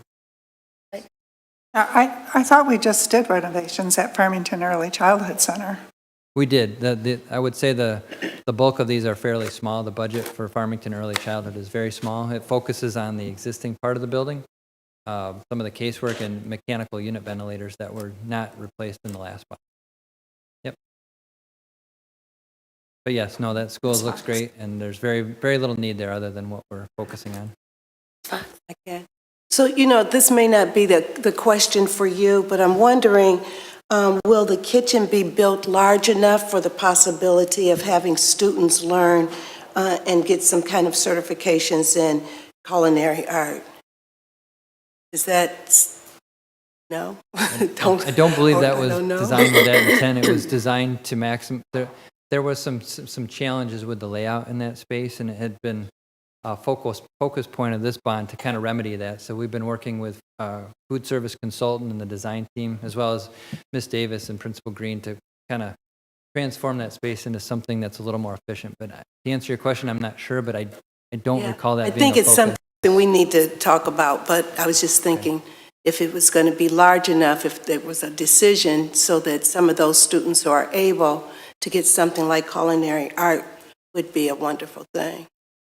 I can probably add to that and say what we're doing there is an upgrade, so that, to answer your point, I'm not going to answer for Angie, but to answer that point, the equipment that's there is certain that's big enough a space to do something like that.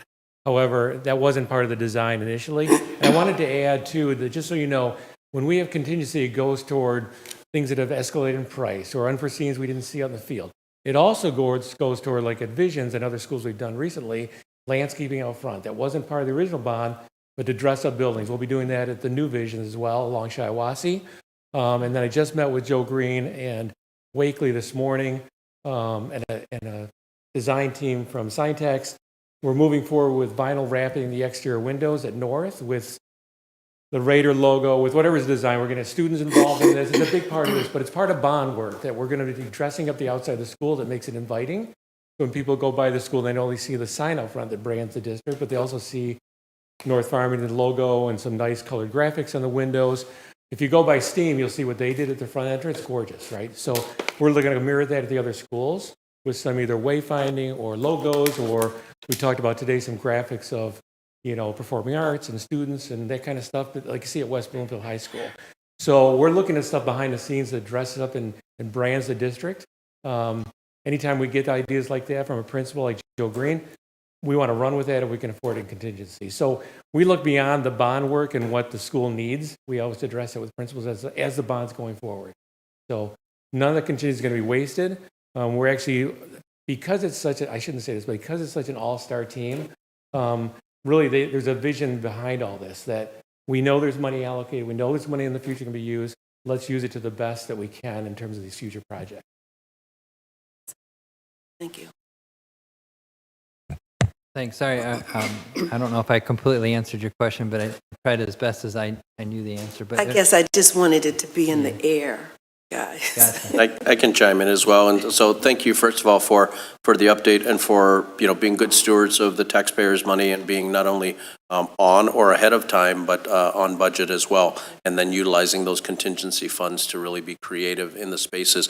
Just to Ms. Fox's point, although the original idea of kind of a kitchen was not intended for culinary arts programs of students, and there are some regulations probably around employee spaces and student learning, the flexibility in the bond work is being provided with things like maker spaces or a flexible classroom, so we might be able to entertain these kind of innovative ideas and then work through any of the certifications or regulations. So, and we're very fortunate in Oakland County to have the gem of a program of the technical campuses, 4 different campuses.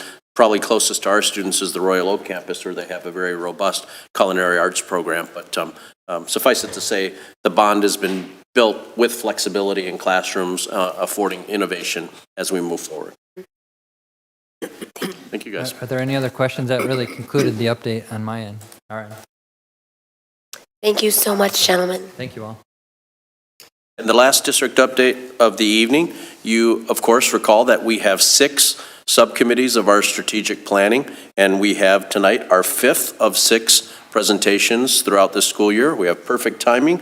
A couple of board meetings from now, you'll hear the 6th presentation, but tonight we're going to hear from the team supporting leadership that supports equity and innovation. And I'll turn it over to Shauna, Anna, and Rob. Good evening. Good evening, board members. Thank you so much for having us. I'm Anna Raleigh. And Shauna Grega. So our committee has been hard at work. Our topic is, of course, our focus is leadership for equity and innovation. Just to briefly review, we had two major objectives that we identified as a committee, and the first was really to identify components of leadership that foster equity and innovation. What do those look like? And we've identified the 5 components: courage, honesty, transparency, commitment to equity and communication, listening skills, and thirst for knowledge. Once we've identified those 5 components, we've also developed some behaviors and basically a document that could guide us in determining whether or not these qualities are exhibited, what do they actually look like in action.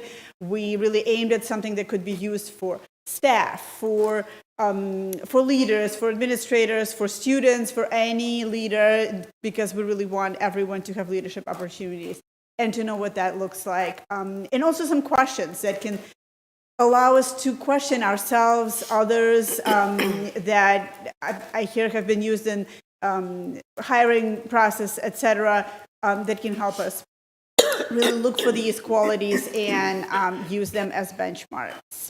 So that's been our work on our first objective. And of course, our second objective was creating cross-district culture of equitable student leadership.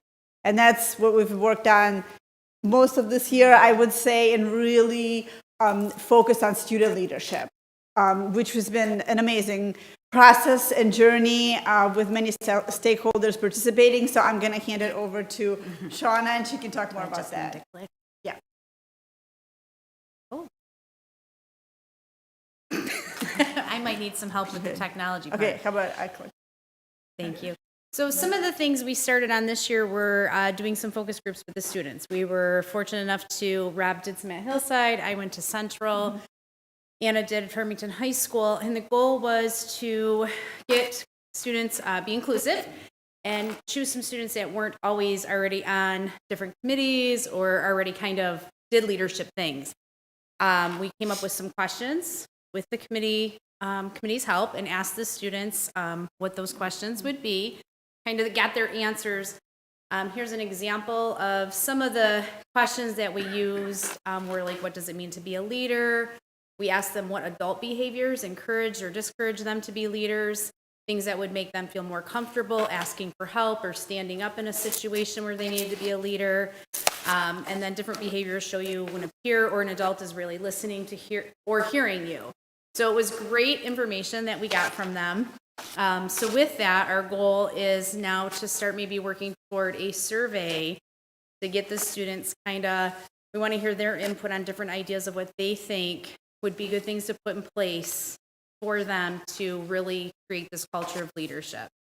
And here's a few examples of things that they said to us. They wanted opportunities to stand up and speak up, wanting to be heard and have input in their learning, trust, good role models, and then more opportunities for leadership.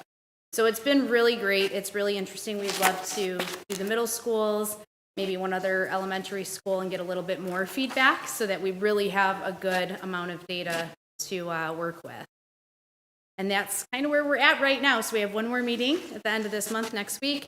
We'll kind of hopefully come up with 5 themes for that survey and then go from there. Thank you.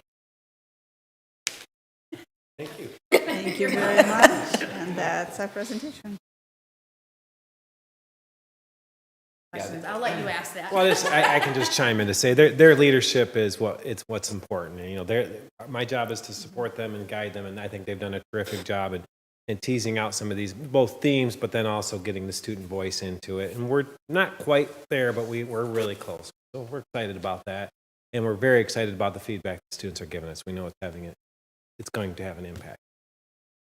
It's really interesting to me, excuse me, it's really interesting to me how it was on one of the yellow slides, I think, where the students were saying that they want to have more opportunities to stand up and speak up. and to have more of a say. Oh yeah, it's not yellow at all. I don't know where I got that. That they want to be heard and have more input in their learning, and that's consistent with our profile, which we included students in the formulating of the profile. So it's exciting to see that what we're trying to provide as a district and what they're wanting is, they overlap. So that's really exciting. And then, as you were pointing out earlier, Dr. Delgado, in addition to all the academics in our district, we create all of these different opportunities, whether it's theater, ACTBOTS, music. We have all these different opportunities for students to engage and take leadership roles. So I'm proud of our district for doing that, and grateful to you for your work in this area. Well, I would emphasize too, we've made a point both with the focus groups, but all of the work is that we want everyone to see themselves as leaders. I think that's the same thing you're saying, but just kind of Right. calling that out. Really exciting. Thank you so much. Questions? Thanks. Have a good night. Thank you for your support. Keep up the awesome work. Thank you.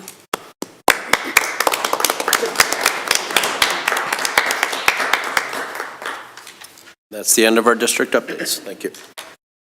All right. Thank you, Dr. Delgado. Next, we have reports from board committees. Giving our communications and community engagement committee report. Ms. Heinrich? Right, yeah. Mr. Walker isn't here. He asked me to pinch hit.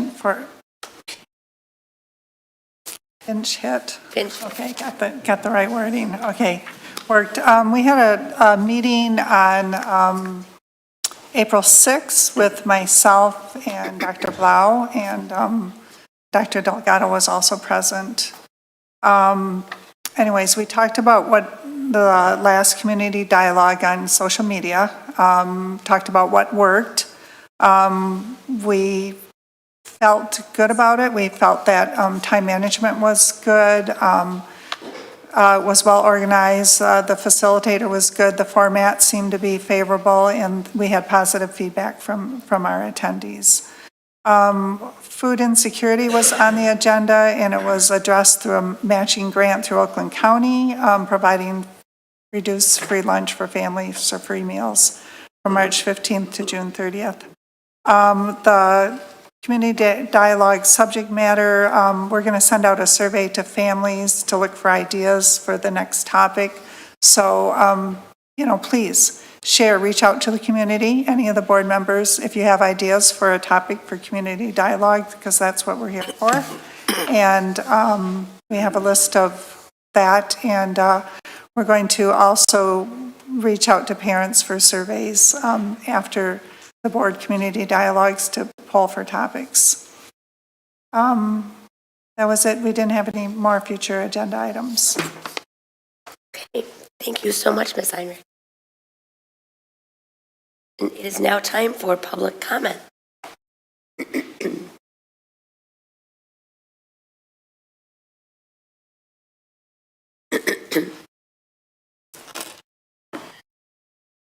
Okay. Killian Palmer, a third grader.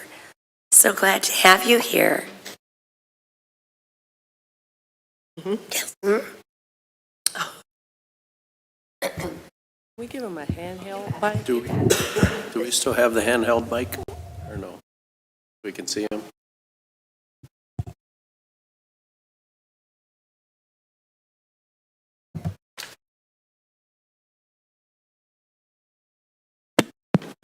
You mind standing here so that we can see you?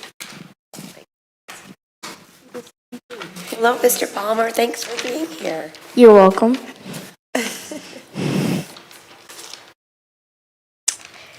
Careful. This is about like a problem about Lanigan, all the schools mac and cheese, not just Lanigan's. Okay. To whom it may concern, why Lanigan needs better mac and cheese. Do you like macaroni and cheese? Yes. Yes, we do. Okay. Question. I would pack a lunch on a macaroni and cheese day because I'm going to tell you why. Macaroni and cheese at Lanigan is not that good. But I'm going to tell you why Lanigan needs better mac and cheese. One reason that Lanigan needs better mac and cheese is because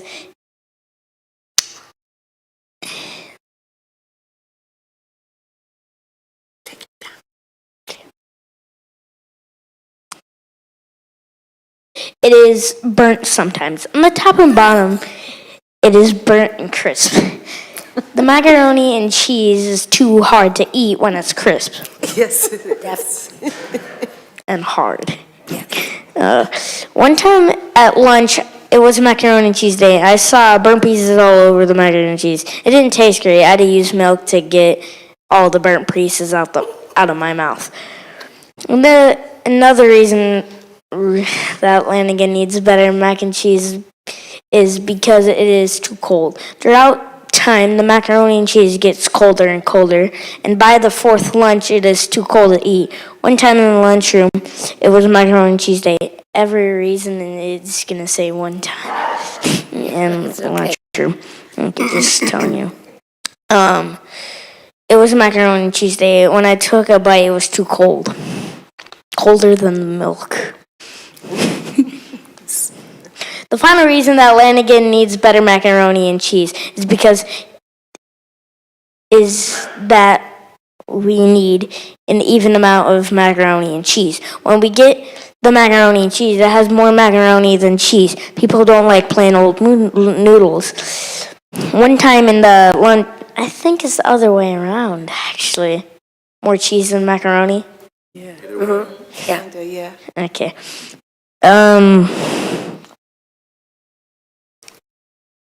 When we get the macaroni and cheese, it has more cheese than macaroni. I have to switch. 18 seconds.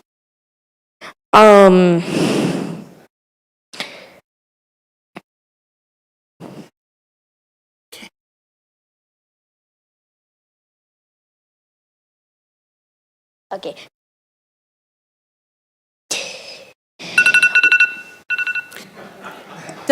Dr. Blau? Yes. May we allow it, please? Yes. Thank you. Absolutely. Please continue. Okay. Hold on. Hold on.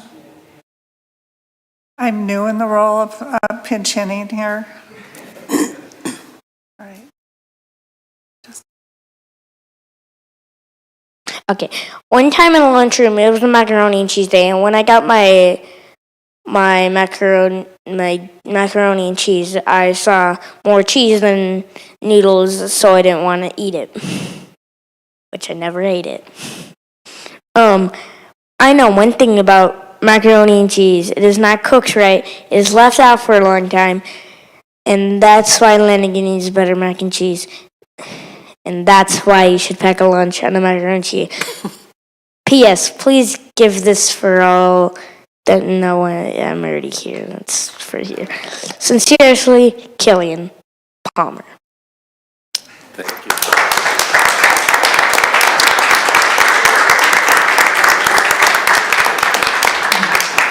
Dr. Blau, I know that we do not generally respond to public comment, so I want to tell the student that you generally should not expect a response. However, I'd like to discuss this topic once we finish with public comment. So thank you for bringing this to our attention. Great idea. Yes, thank you so much, Mr. Palmer. Don't want to set precedents. Next, we have Mr. Bill Lubaway. Tough act to follow, Mr. Lubaway.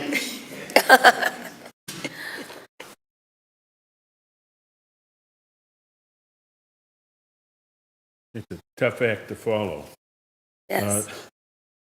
I have 4 different areas I wanted to talk about. Hold your, 3 of them are related. hold your mic up. Mic up? Yeah. Okay. I have 4 areas I wanted to talk about tonight, within 3 minutes, I hope. I handed out the Michigan letter grades for the Farmington schools here. These are for last school year. And Farmington got 3 C's, 11 D's, and 1 F. Not a stellar performance.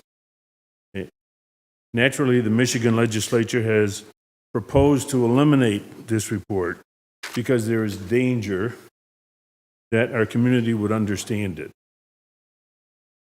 The second chart that I handed out to you all is a chart of Farmington's enrollment loss over the last 10 years. And I added to it the losses that would have been experienced if our student population had increased with the Farmington population. Schools lost 21% of their students over the last decade, while Farmington's population increased by 14%. We're going the wrong way. There's a 35% gap. And maybe these things don't mean a lot to some people, and Farmington may think that it is safe from competition. However, on March 8th, Arkansas passed the LEARNS Act, becoming the 11th state to adopt universal school choice. We don't improve, somebody else will. So I think that the Arkansas LEARNS Act, with its educational freedom accounts, will serve as a spur to many school districts and states. And lastly, there was our legislature was busy, and they managed to overturn the read by third grade law, which doesn't make any sense to me, but it does to the legislature. And that doesn't affect Farmington because all of the students who were subject to that were passed. They were not retained. And the law was described as an unfunded mandate, which may be the rationale for not holding anybody back. But I note that $20 million of additional monies from the feds were available over the last 3 years to have the students, how have those students fared this current year after they were passed? Thank you, Mr. LeBoy. Mr. Carl Mintz.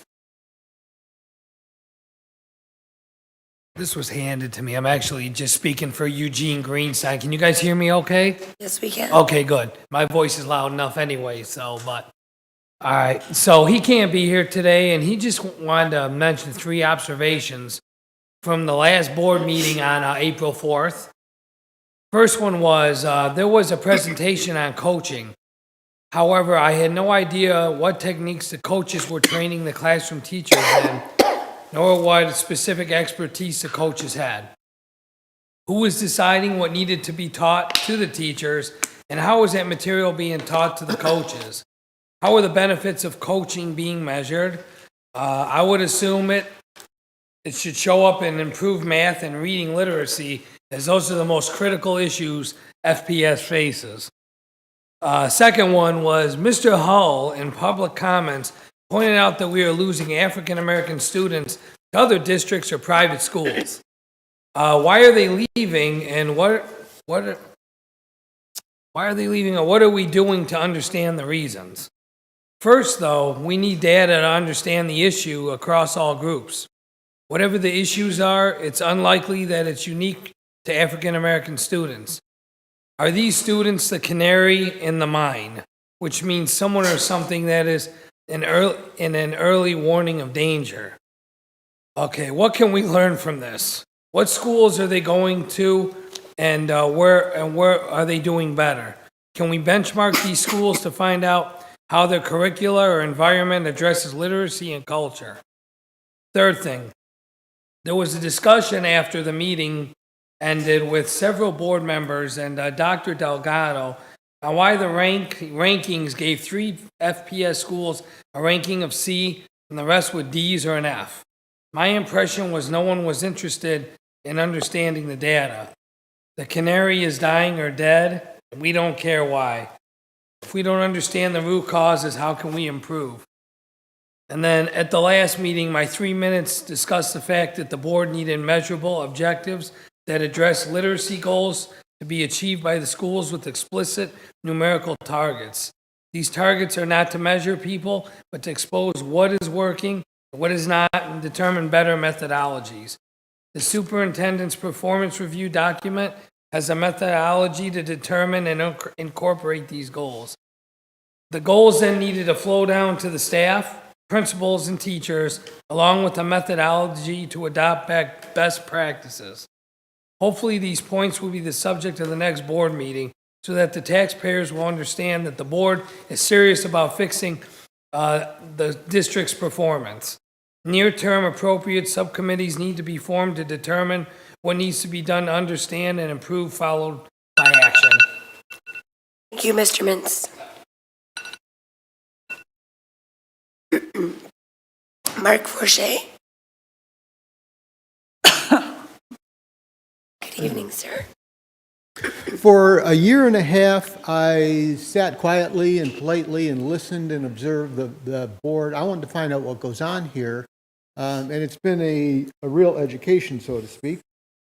And a few weeks ago, one of the things I spoke up about was the money matters when votes on spending are always 7-0. No discussion, and Cheryl, even though you mentioned about, well, we don't do it, but whoever got the idea that at this meeting we shouldn't get into details or talk about the money, which is a gigantic amount of money, that's just a bad idea. That needs to be changed. I don't get that at all. And also, I said every single, and this is going to keep on happening, every single spending vote on money is 7-0, no discussion. And last time I heard something, I was shocked. Did I hear right? Last time I was here, you spent $22 million? $22 million? Did I get that right? I'm shocked. And we don't discuss it. It's because we'll do it off with someone else. It doesn't make sense to me, and it's a poor system. It should be open to the whole public so we can see and hear. And this is just going to continue because the thing is, this whole board is one party, it's one party rule, it's a monopoly, and tens of thousands of Farmington and Farmington Hills taxpayers who pay all the bills here are not represented at all. There's zero representative of those people. So that's not good diversity of thought. It's not good inclusiveness of a variety of ideas. Pretty much everyone agrees with everything because the votes are always 7-0. That's a monopoly. A monopoly is not a good thing. And so I'm hoping that next year we'll break the monopoly because we need some fresh air, some people with different ideas who will actually discuss things and bring things out in the open that people need to hear. And also these rules like, well, don't go into the details of how we spend the money at this meeting when people are listening. That should be changed, among other things. So that's what I have. Thank you. Thank you, sir. And finally, we have Mr. Christianke.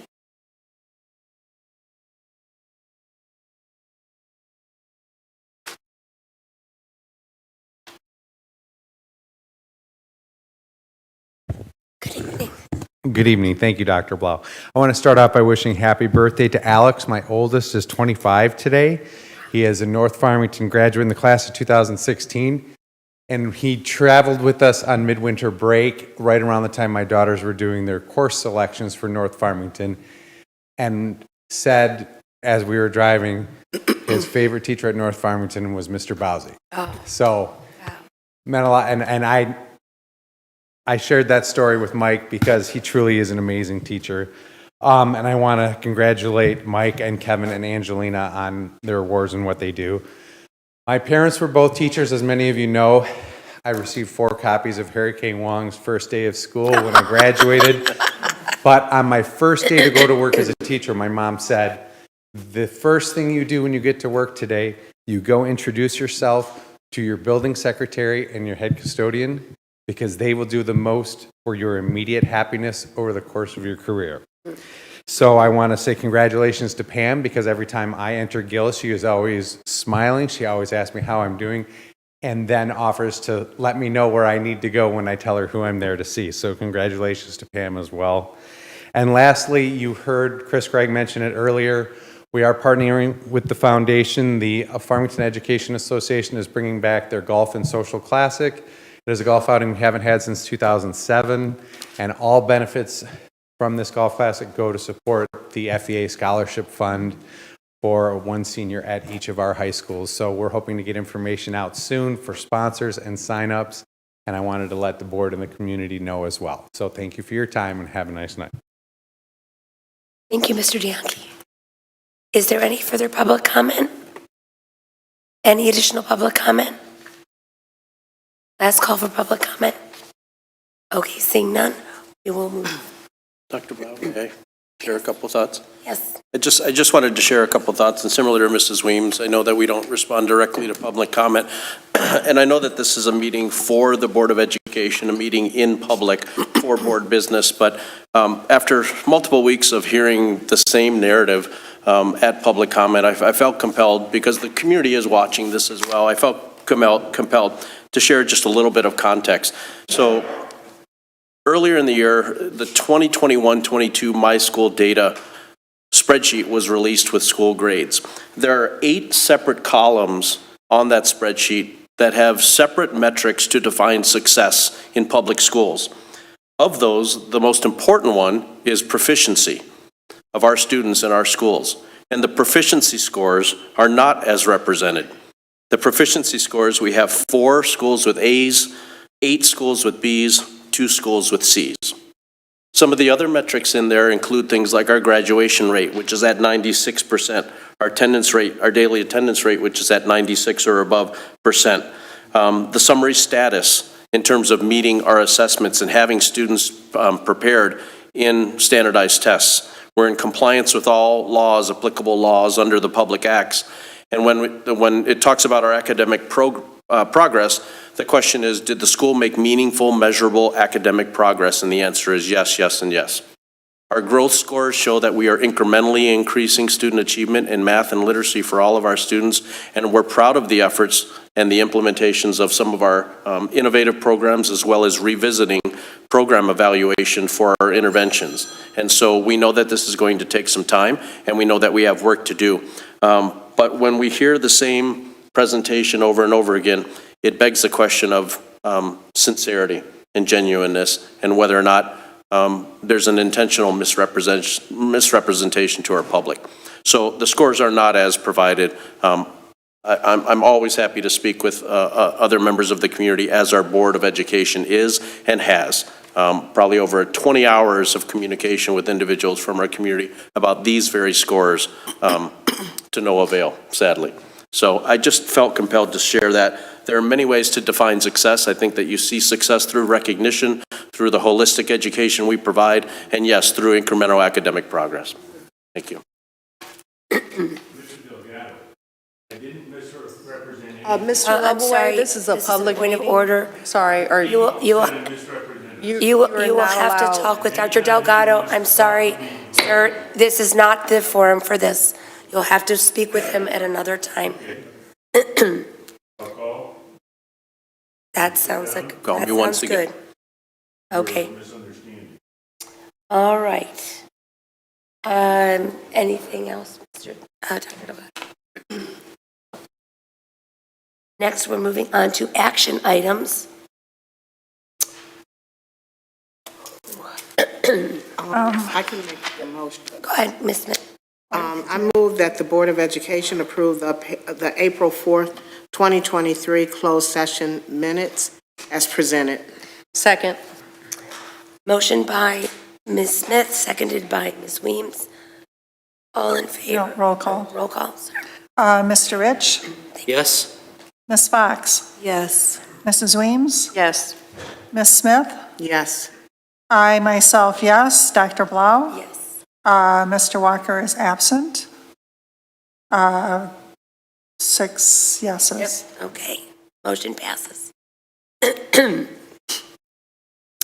Next, we have the approval of the opioid antagonist policy adoption, which we discussed last meeting. Make the motion. Okay, thank you. I move that the Board of Education approve the adoption of the opioid antagonist policy to be included with the epinephrine audio injection EpiPen under policy 2006, health and safety as presented. Point of clarification. Just clarifying that it is epinephrine auto-injector for EpiPens. Thank you. Injector, sorry. Thank you, Mr. Rich. Second. Motion by Ms. Fox, seconded by Ms. Weems. Roll call. Mr. Rich? Yes? Ms. Fox? Yes. Mrs. Weems? Yes. Ms. Smith? Yes. I myself, yes. Dr. Blau? Yes. Mr. Walker is absent. Yes, 6, yes. All right.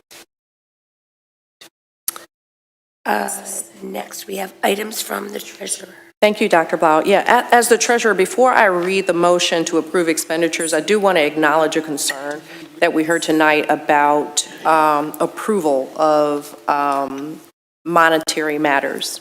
It has been my experience on this board for the past 7 years that any time an amount is brought to the Board of Education on a topic that involves money, that there is always a presentation and discussion.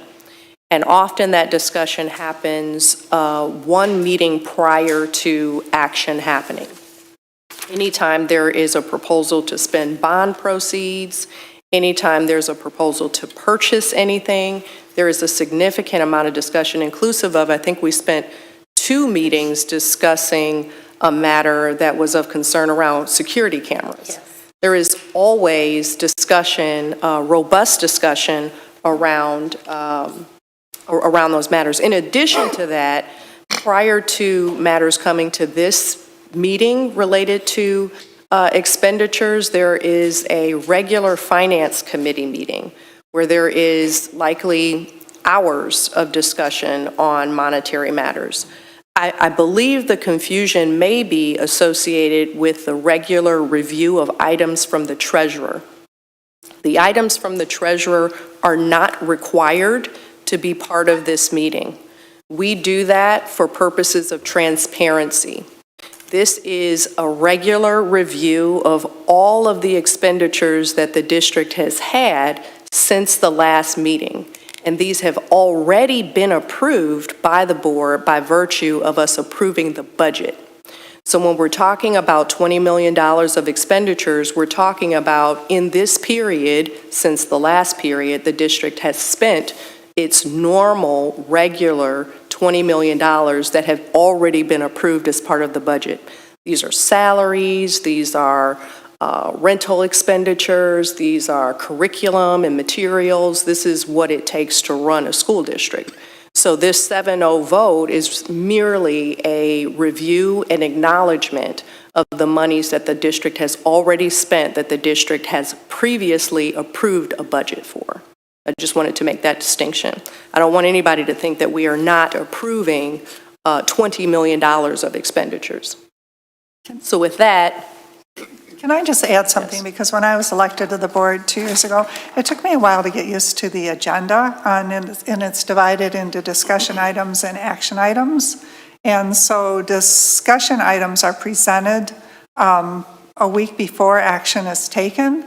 And the reason for that is for the robust discussion, which has been done in the Finance Committee before their discussion items.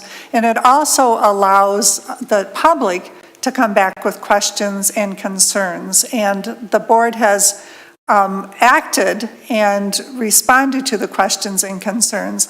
There have been some times where discussion and action is taken at the same meeting, and that was because of the timing of the supply chains and things like that. But all of that information is really shared, in detail.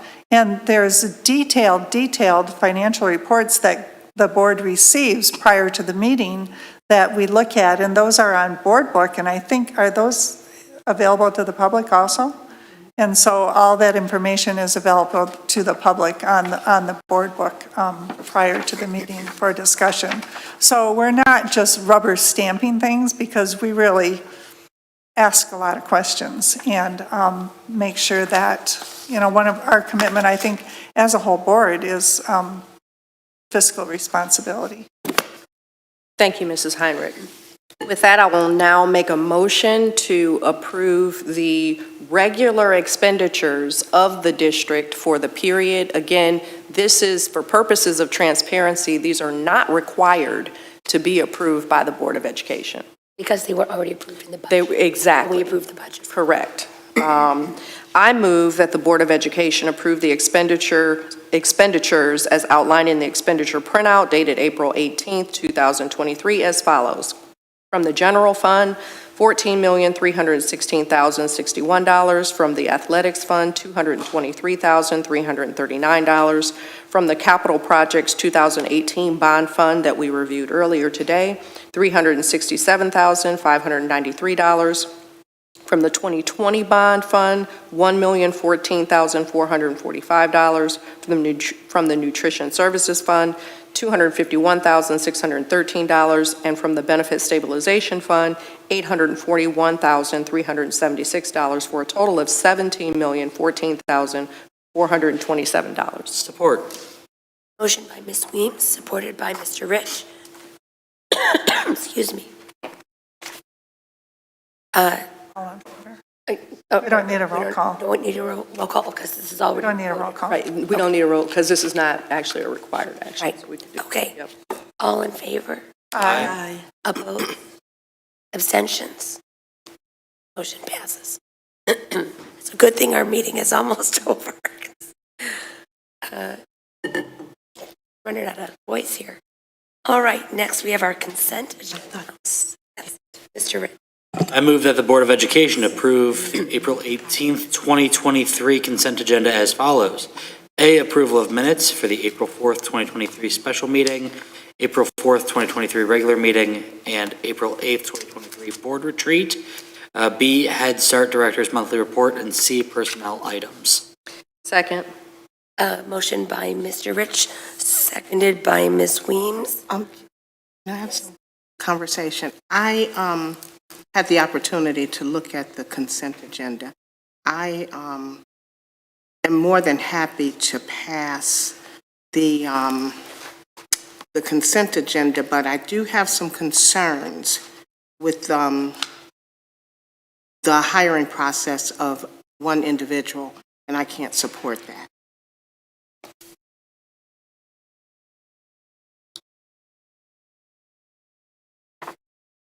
So we'll take a roll call vote? Yeah. Okay. Okay. All right, roll call vote. Mr. Rich? Yes. Ms. Fox? Consent agenda.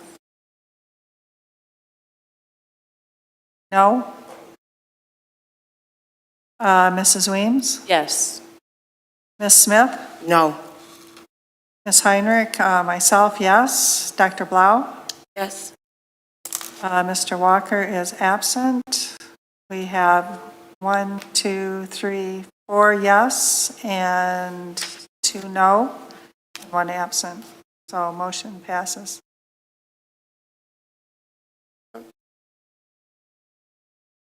We have 3 no's. Oh, that's four yeses. 4 yeses, 2 no's, 1 absent. So it passes. Okay. That's 7. 4. Okay.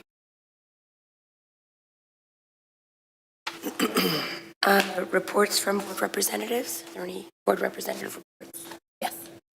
Student Roundtable met Wednesday, April 5th. We had a report from Student Roundtable representative talking about their career fair, May 20th, and so they really need community members to come and speak about their careers. I actually talked to the owner of the bakery. I told her to contact Mrs. Starrett if she contacted you. So I was like filtering things through you. if you get people, and you'll get them, send them to the right place. But it's from 11 to 1 at Farmington High School cafeteria.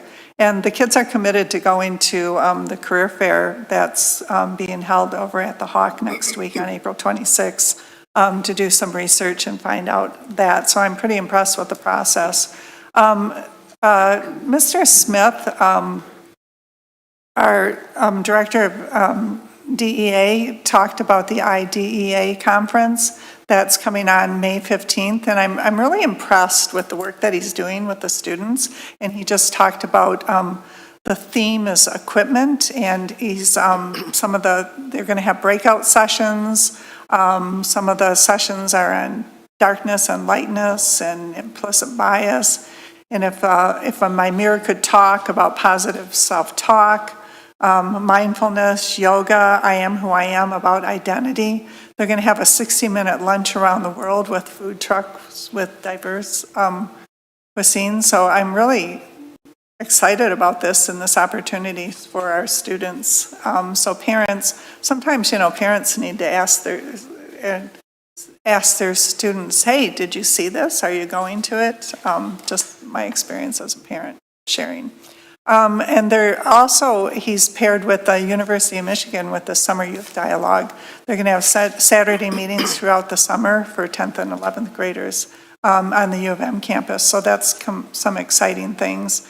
And Dr. Delgado really does a nice job of talking to the students and listening. And he was asking them about strategies they've learned about taking the standardized test because testing window.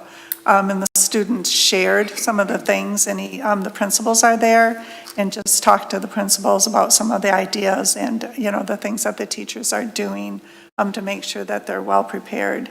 And the students really offered some really nice suggestions, of things that they could do. And Dr. Delgado, my experience in working with him, he takes notes on things and he follows up on things. And so it's not just asking and not following up. So anything that's addressed, I really give him a lot of credit for doing that. So a nice group of kids. They had elections, and I'm just a different generation, and the kids were having elections, and they stood up and they gave these speeches, and they're all like sitting there, and then they go, well, I'm going to send out a Google Doc.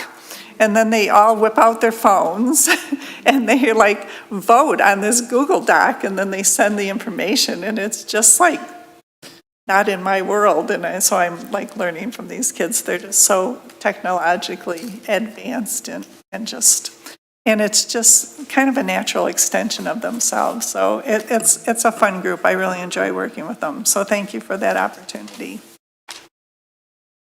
Thank you, Ms. Heinrich. Are there any other reports from board representatives? Okay, seeing none, we'll move on. Recommendations for future agenda items. Yes. I believe this might be something that other board members might also be wanting for future agenda items or to be discussed in a committee. But we did have our friend come this evening to give public comment and would like to get some more information on the macaroni and cheese at the lunches in our elementary schools as well as across our district. If I might add to that, I think more specifically, I'm interested in understanding what cafeteria improvements were made or not made to Lanigan versus other schools, so that maybe we could, compare whether the warming centers or servers are consistent, in keeping food warm. Perhaps even consider whether we need to purchase microwaves for some of our cafeterias. I know that the North Farmington recently added several microwaves to their cafeteria. I would like to look into that as well. Okay. Thank you. There are microwaves in the elementary. So I don't think they probably have enough time for everybody to warm up the mac and cheese. We probably need more microwaves. We might need more microwaves, or we need another person that could cook the macaroni and cheese. Okay, we'll add this to a future agenda item. Sounds good. Any other topics? Moving on to good and welfare. Yeah, I had the pleasure of attending an award ceremony at North Farmington a couple of weeks ago. acknowledging all students who, it was an award, a letter award recognition, and it was recognizing all students 10th grade and above who were doing well in school as well as in their activities. And what struck me was the numbers. They've been doing this for years and years and years, and they recognized all students who had above a 3.3 grade point average. And what was astounding to me, and I want to make sure I get the percentage right, I'm 100% sure it was over 50%. I want to say it was 60% of students at North Farmington have a 3.3 grade point average or better, and were being recognized. I just thought that was outstanding. I wanted to applaud the administration for recognizing the students and for having that type of ceremony, and also for those results. I just think it was really, really good. That's it for me. Anyone else? All right. That's a wrap. We are adjourned. Thank you.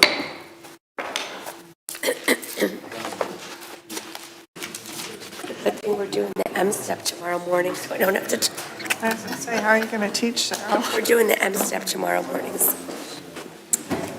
That finance meeting you were talking about? It's usually, I can find out when the next one is and find out. Yeah, I don't know that those are public. We'll find out. That's what I mean, it should be public. Pardon? They're not, yeah, they're not public because we're not voting on anything. But you're discussing all the details.